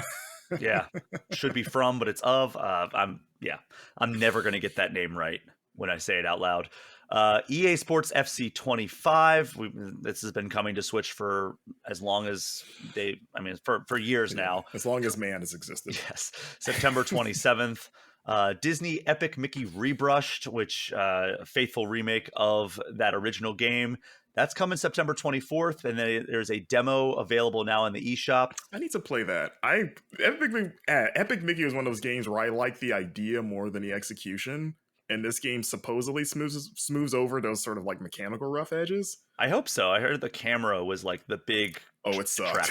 It was really rough. It'd be nice if they could fix that. And also, it's a Switch game instead of a Wii game now, so I'm hoping they added a bunch of technical enhancements as well.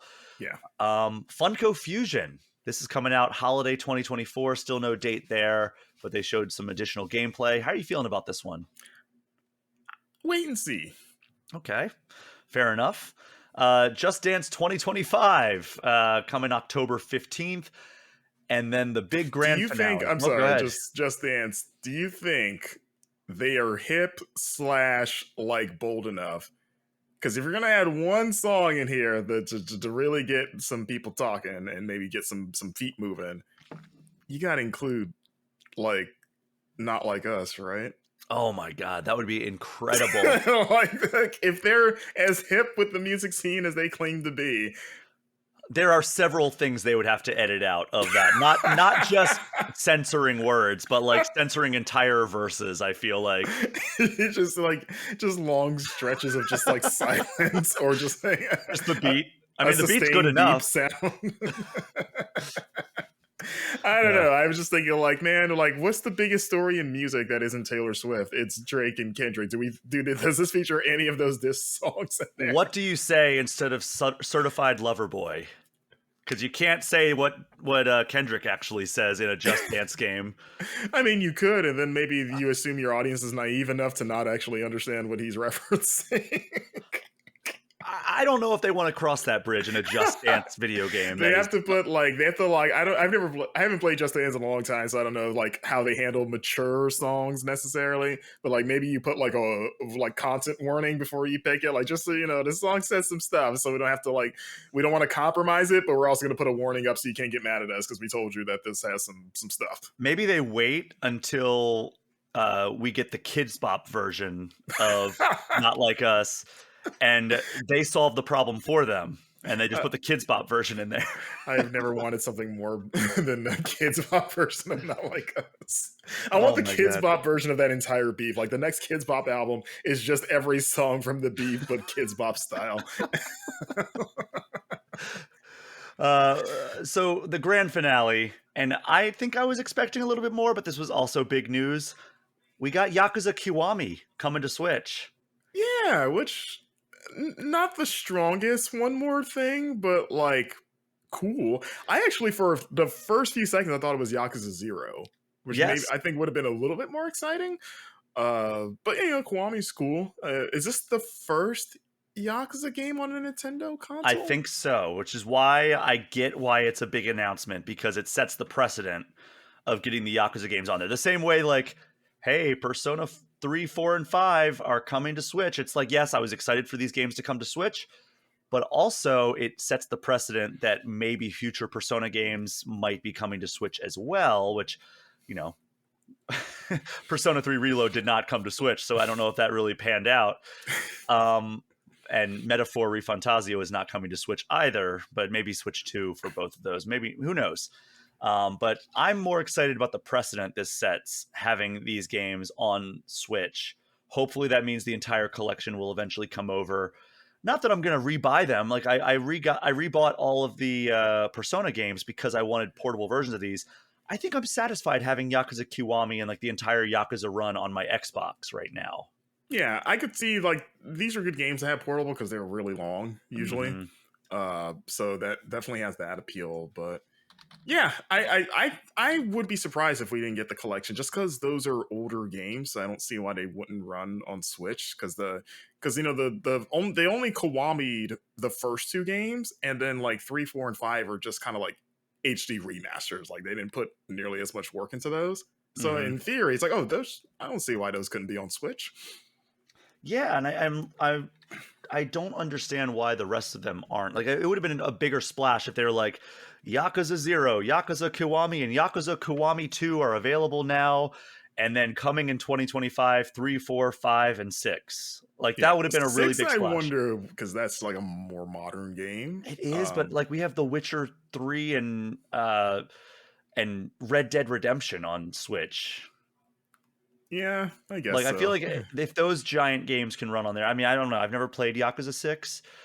Song of Hope, if I'm not mistaken. Well, actually, you might be right because Kiwami was made with the was it made with the 6 engine? I thought it was with the Zero Or was it the engine. 0 engine? I think was it Kiwami 2 that was made with the 6 engine, maybe. Not sure. I still need to play Kiwami too. I played Zero and Kiwami, and then I was like, I think I need a break from Yakuza. And then by the time I got around to Kiwami 2, it was like, all right, like a dragon.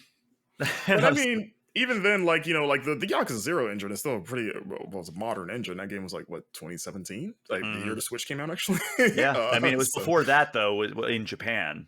right, right. So yeah, maybe Yakuza 6 could not catch fire on that system. Is Yakuza 0 your favorite in the series? I haven't played nearly all of them. I mean, my favorite in the series from what I play is probably like a Dragon 7 or like a Dragon. Yeah, Yakuza Yakuza, like, 7, Ichiban's first game. Let's call it that. The actual official title. I mean, Yakuza 7, the first one with Ichiban. that's the, yeah, it's the technical term for that game.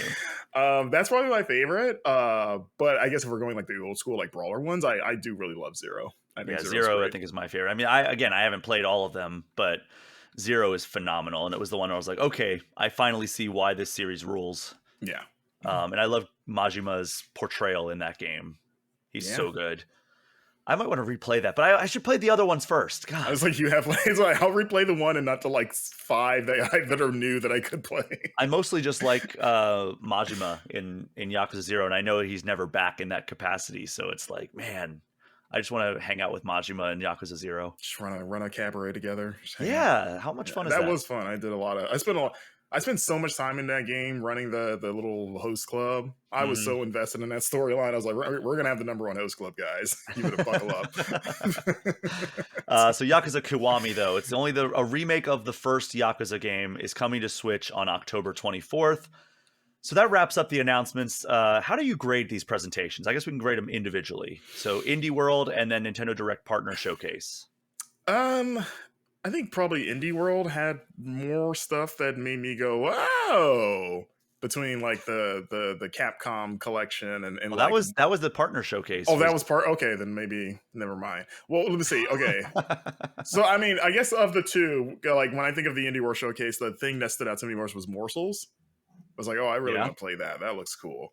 And then I guess of the partner showcase, then yeah, that Marvel collection is and I guess I mean and the Castlevania one. So I guess yeah, I guess maybe I like the other one better because it's got the Castlevania and the Marvel or the Power Stone Capcom collection is what I really mean. Those are huge for me. And MVC2 we knew about, but just, it was cool to get a date for it. But Hmm. yeah, that the Power Stone and Castlevania were like total like pleasant surprises.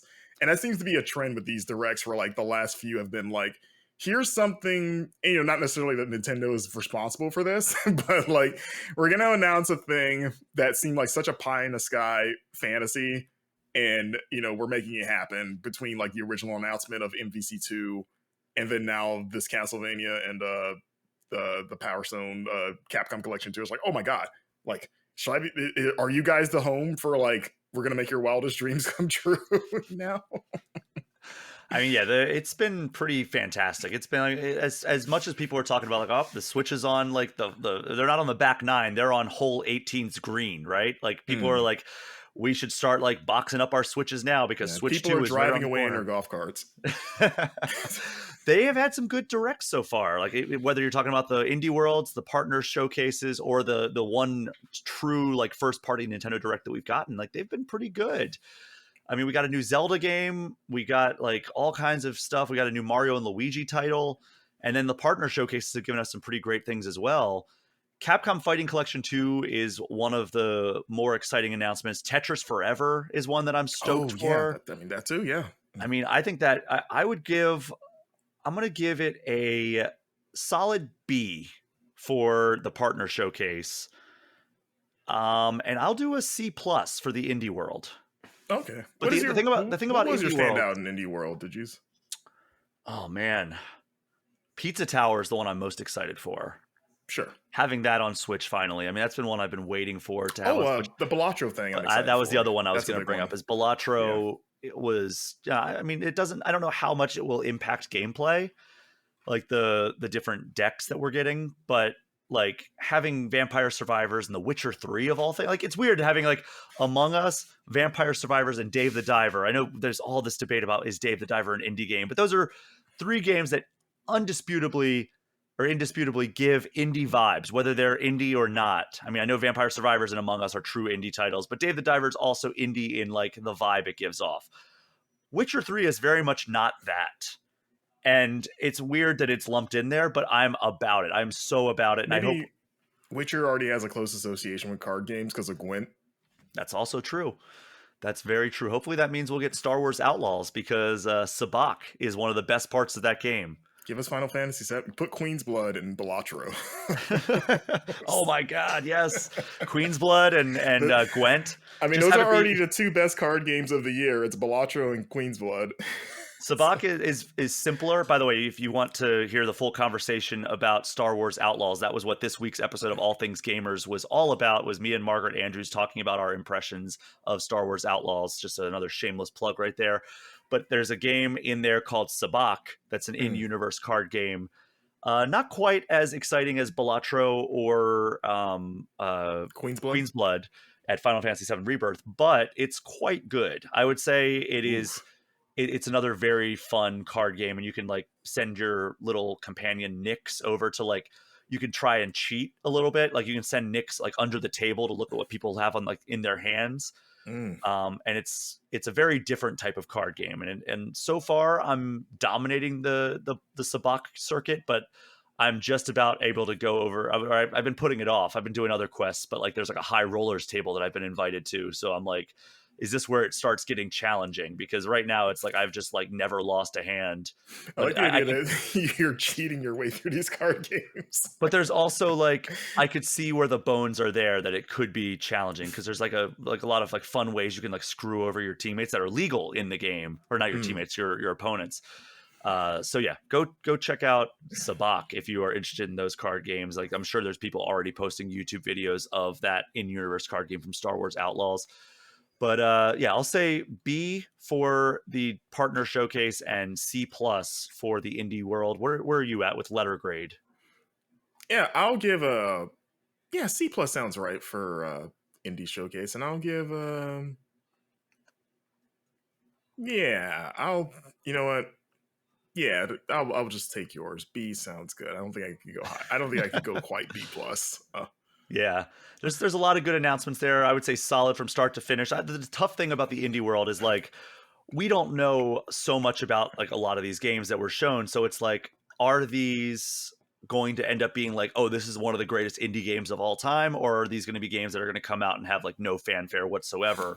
It's hard to predict that. Like if like they revealed like on one of the indie world showcases like Bastion or like, Undertale, at first we'd be like, I guess like, that's a C plus reveal. And then like they come out and it's like one of the best indie games ever announced or ever released. And you're like, okay, in hindsight, that is a much better indie world showcase than what it actually was in the time, because like now we have the benefit of hindsight that like this game that they revealed is one of the greatest indie games of the last several years. I'm gonna call it now. Morsels gonna be a top 10 game next year. Wow. All right. Well, we will make note of that and maybe revisit it on this very podcast. But Marcus, for now, we are going to take our final break of this episode. And when we return, we will hear all about your trip to Gamescom. We will be right back.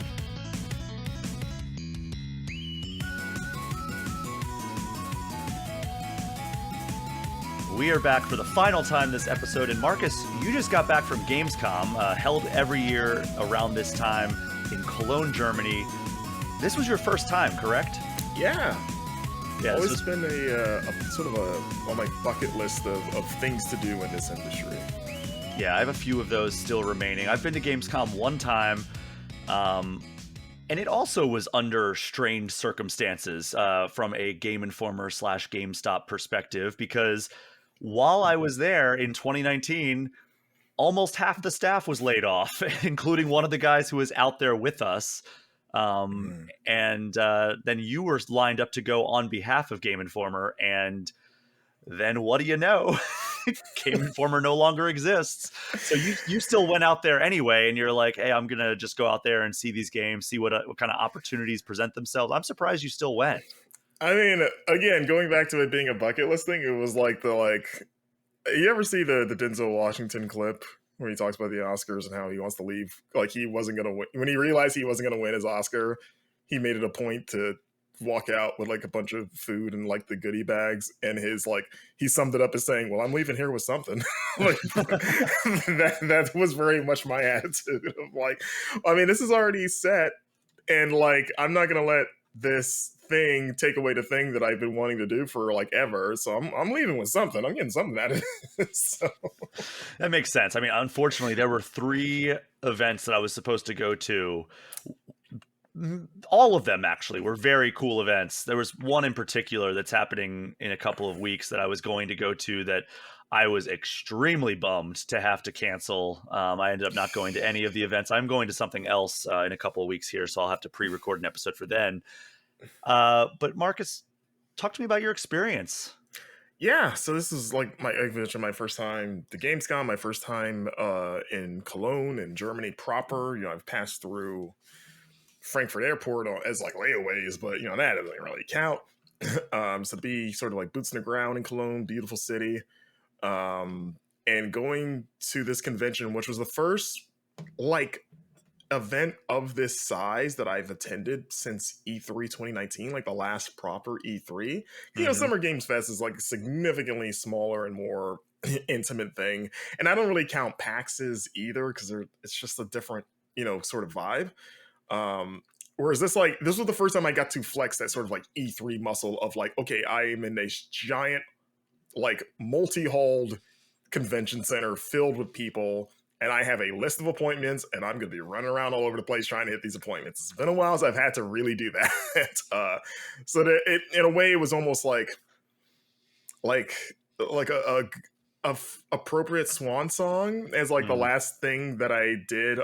Technically, not really with GI, but like with the GI name because it was on my name tag still, which I did not know it would still be there. I thought they would have changed it by then, so that was like a weird surprise. It was definitely a good icebreaker for people because everyone was. I cannot tell you the number of times I would either run into people that I knew or like that knew of me or at least knew of Game Informer, and they would see my like the Game Informer name tag, and they would just go, "Oh man." Oh man, I'm so sorry. Like it was like having a death in your family that everyone knows about because it was like constant condolences. Like, dude, I am so sorry. You know? Did it ever get to a point, because this is what happened with me, because like I said, like after the first day of the Gamescom 2019 was when we learned about the layoffs, Right. and back then, and every single appointment started with like a 5 to 10 minute conversation about like, oh, I'm so sorry, and like I appreciated the sentiment so much, but then I remember I got to an appointment and they didn't mention it one time at all, and like it was not like a center of conversation. It was just like, oh hey, good, you're here to see the game, great, all right, let's come on in and get started. And it was like, oh my god, thank god they just let me do my job. And like Yeah. again, I appreciated the sentiment so much for all the people who did send their condolences. I mean, it was the same way it felt when Game Informer closed down earlier this month. But yeah, in that moment when I was just like at this super busy convention trying to make all my appointments, trying to get from like one side of a convention center to the other, there was one time where I was just like, okay, good. Yeah, I get, and it was worse in your case because it had just happened. Like you're still processing it, and you haven't had a chance to go home and like really like figure out what's happening. At least with me, it's been a couple weeks, so it's like it's had a chance to sink in. Like this was the first time I've had to like confront it in person with like people because you know like outside of that, it's been talking to people online. But it was the first time, okay, like I'm seeing friends and peers that are like, you know being sad or being angry at like GameStop and stuff like that and like ranting about it and whatnot. And as well as like PR people, like plenty of PR people uh gave me a piece of their mind about what they thought about how all of that went down. Yeah, Um I've heard from many PR people as well that are not happy about how it all happened, and you know, yeah, so there's a few people I'll probably tell you off air. But again, I never really got tired because I understood. It was just kind of like almost like funny after a while. I was like, I think I know where this is gonna go the moment they look at my badge long enough. But other than that, like because of the layoffs, this was a nice sort of I don't know if a chaser is the word I want to use, but sort of it was nice to be around a positive space for games, hmm which is what I always loved about going to conventions. Like they're kind of like a recharge for like your enthusiasm, right? Because you're every just time. surrounded by not only a bunch of games, but like seeing so many people like excited to play stuff. And in this case, like so much of it is the general public. So you're seeing all these cosplayers and just like people's just so jazzed to just like I will wait in this 8 hour line, like literally an 8 hour line to play Monster Hunter Wilds because I'm so excited. Like I will dedicate what is the equivalent of a workday to play this one game. For like probably 30 minutes. If even I don't know how long that demo was, but and yeah, and then getting to reconnect with friends and meet people for the first time that I'd only interacted with online. Got to hang out with Dan Reichert for real for the first time because we always just kind of Awesome. crossed each other in passing at stuff, but getting to actually have like a real conversation. Which Brian, you might not believe this, we talked about wrestling a lot. Yeah, I could believe it actually. Yeah. So yeah, and getting out with other like CNET and Giant Bomb folks and a few other friends. Sarah Thwaites got to Oh, hang great. out with quite a bit, and her husband, Jordan Oleman. Yeah, I got to hang out with them in Tokyo. They just happened to be in Japan while we were over there for the Final Fantasy VII Rebirth cover story, so we hung out with them a little bit as well. Yeah, they're great. I brought them some American candies. That was a fun experience for them. uh, and yeah, I got to, of course, play and or watch some cool games on the horizon.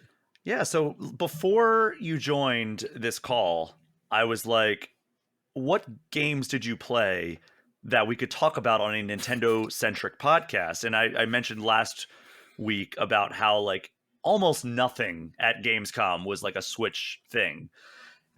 And it turns out that's also the case because you told me one game that you played that is coming to Switch, and that is Little Nightmares 3. So I guess give me your brief hands-on impressions with this game. Yeah, so I'm a Little Nightmares fan. I'm excited for this one. Though this one's interesting because it's not Tarsier Studios making it, who made the first game. They are making a new game called Reanimal that is very much in the same vein, but it's got a different publisher.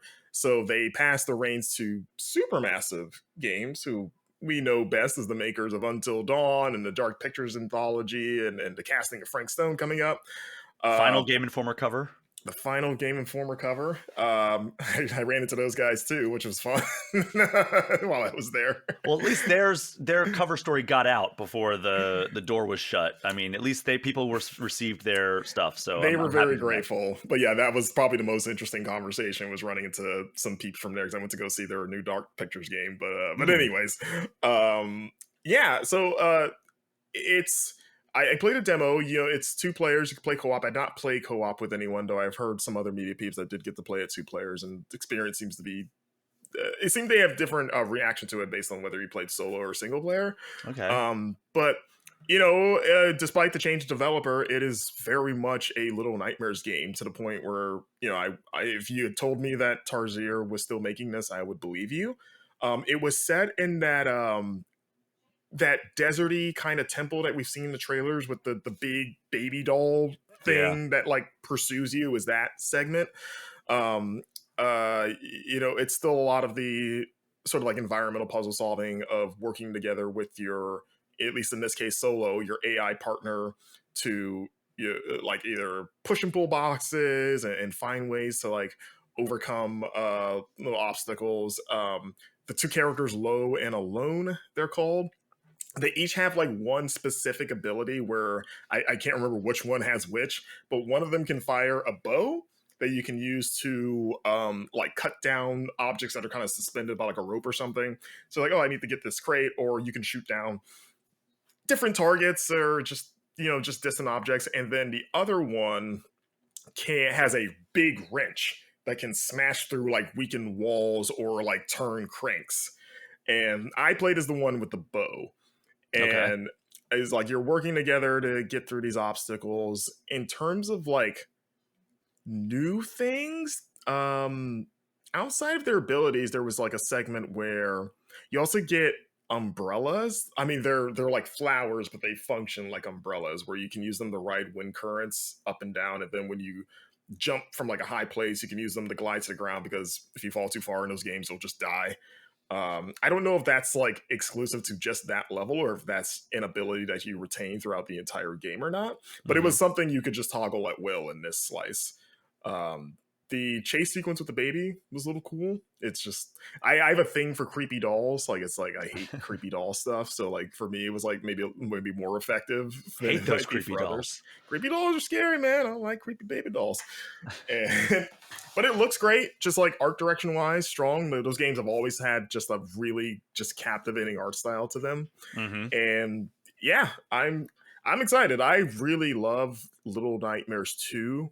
Specifically, like, I like the first game, but I think 2 is a better game, kind of like on the whole. So I'm excited to get my hands on this and see how they iterate on that. But yeah, I had fun with the demo. It was cool. That's awesome. Yeah, I mean, I think I played a little bit of Little Nightmares 2, and I enjoyed what I played. I just didn't see it through to the end. But yeah, Little Nightmares 3 coming to Switch and every other major platform in 2025. There was one other game that I was hoping you would get your hands on, but it seems like you didn't have the chance to get over there. But I did read a couple of previews. Mighty Morphin Power Rangers Rita's Rewind.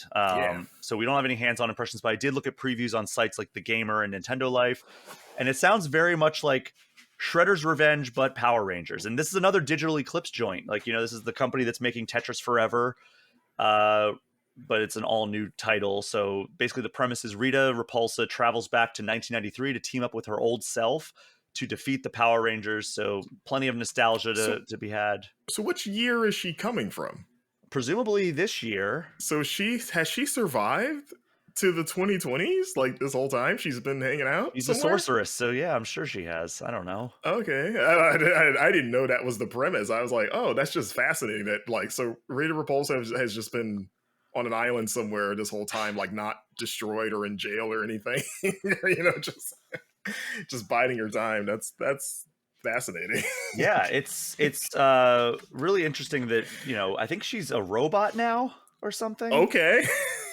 Okay. Let me look at the This keeps key getting art better here. the more you talk about it. Let's see what the key art looks like.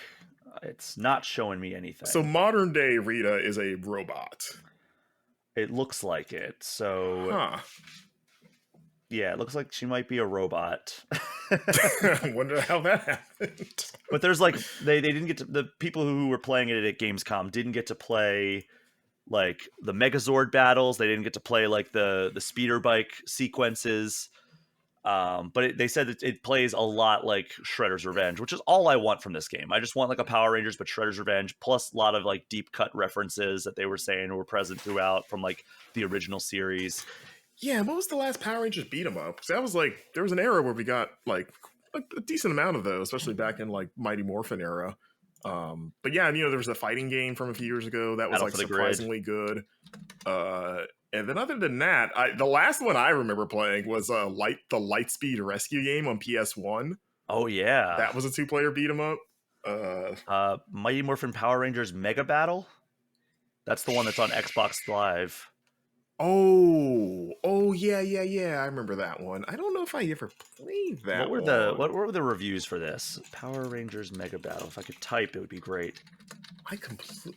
Oh yeah. Oh wait, actually, I think I did play a bit of this. I completely forgot about this. Not good when I type in Power Rangers Mega Battle Metacritic and the AI thing says Mega Battle is lacking in so many ways. The basic combat system lacks polish and the boss fights look cool but are boring to actually play. That's I remember the game that came out a while ago. The art direction, their heads were like weirdly large. Like they almost had like bobbleheads. Like the Rangers, I mean. Let's see. That came out in 2017. So okay, I think I did. I definitely didn't finish it, but I think I did try it and maybe was like, yeah, this ain't it. oof. Yeah, 49 on PS4 and 46 on Xbox One. Ew, maybe Rita should go back in time and fix the game. But yeah, so Power Rangers, Mighty Morphin Power Rangers Rita's Rewind from Digital Eclipse. That's one that we're very excited for. That's supposed to come out this year, right? Or is it next year? Was it this year? That was at one opening night live, wasn't it? Didn't it get a new trailer there? Coming this year, yeah. Cool. Like a date or just 2024? 2024. Okay. So yeah, very much looking forward to that. I think Alex Van Aken is going to PAX this weekend. He is. So I'm going to try to see if he is available to come on next week's show and talk about the games he played, because he's also going to try to get hands-on with Zelda Echoes of Wisdom and Super Mario Party Jamboree. So we might have a good show next week as well. But Marcus, as for this show, we are done. Thank you so much for joining me. Yeah, thank you for having me. And thank you so much to everyone for listening. Do me a favor, if you haven't already, throw All Things Nintendo a 5-star review and hit that subscribe button. If you want to get more All Things Nintendo content, you can join the Patreon paid tiers. If you want to get any questions or comments in, you can get in touch with me at brian@allthingsnintendo.com. Hit me up on social media at Brian P. Shea, or join the community Discord server, which is a perk for joining a paid tier of the Patreon. Also, be sure to find me on YouTube and subscribe to that channel. You can visit me at Brian P. Shea or search for the All Things Nintendo podcast on YouTube. Marcus, where can people find you online? You can find me on Twitter at MarcusStewart7. You can also find me on Twitch. I'm streaming a lot more at Marcus Streams Games. And you can find me now as a contributor at the Indie Informer. The indie outlet founded by former GI editor Jill Grow. I'm writing over there now for with some other ex-GI staffers. So visit theindieinformer.com. And Marcus, you have always been such an incredible person to work with, an incredible writer. You made incredible strides. I know I keep saying incredible, but that's like just the word that keeps coming to mind with our time working together. So I am glad that we're still able to do these podcasts, even though, we can't work together on a day-to-day basis. And, always, if anybody listening to this has any opportunities that Marcus would be a good fit for, cannot recommend him highly enough. So thanks for coming on this episode, Marcus. I'm sure everybody listening will appreciate all your takes on all the games that we talked about today. Yeah, I appreciate that, man. That is our show for this week. Thank you again for listening. Take care. We'll see you next time.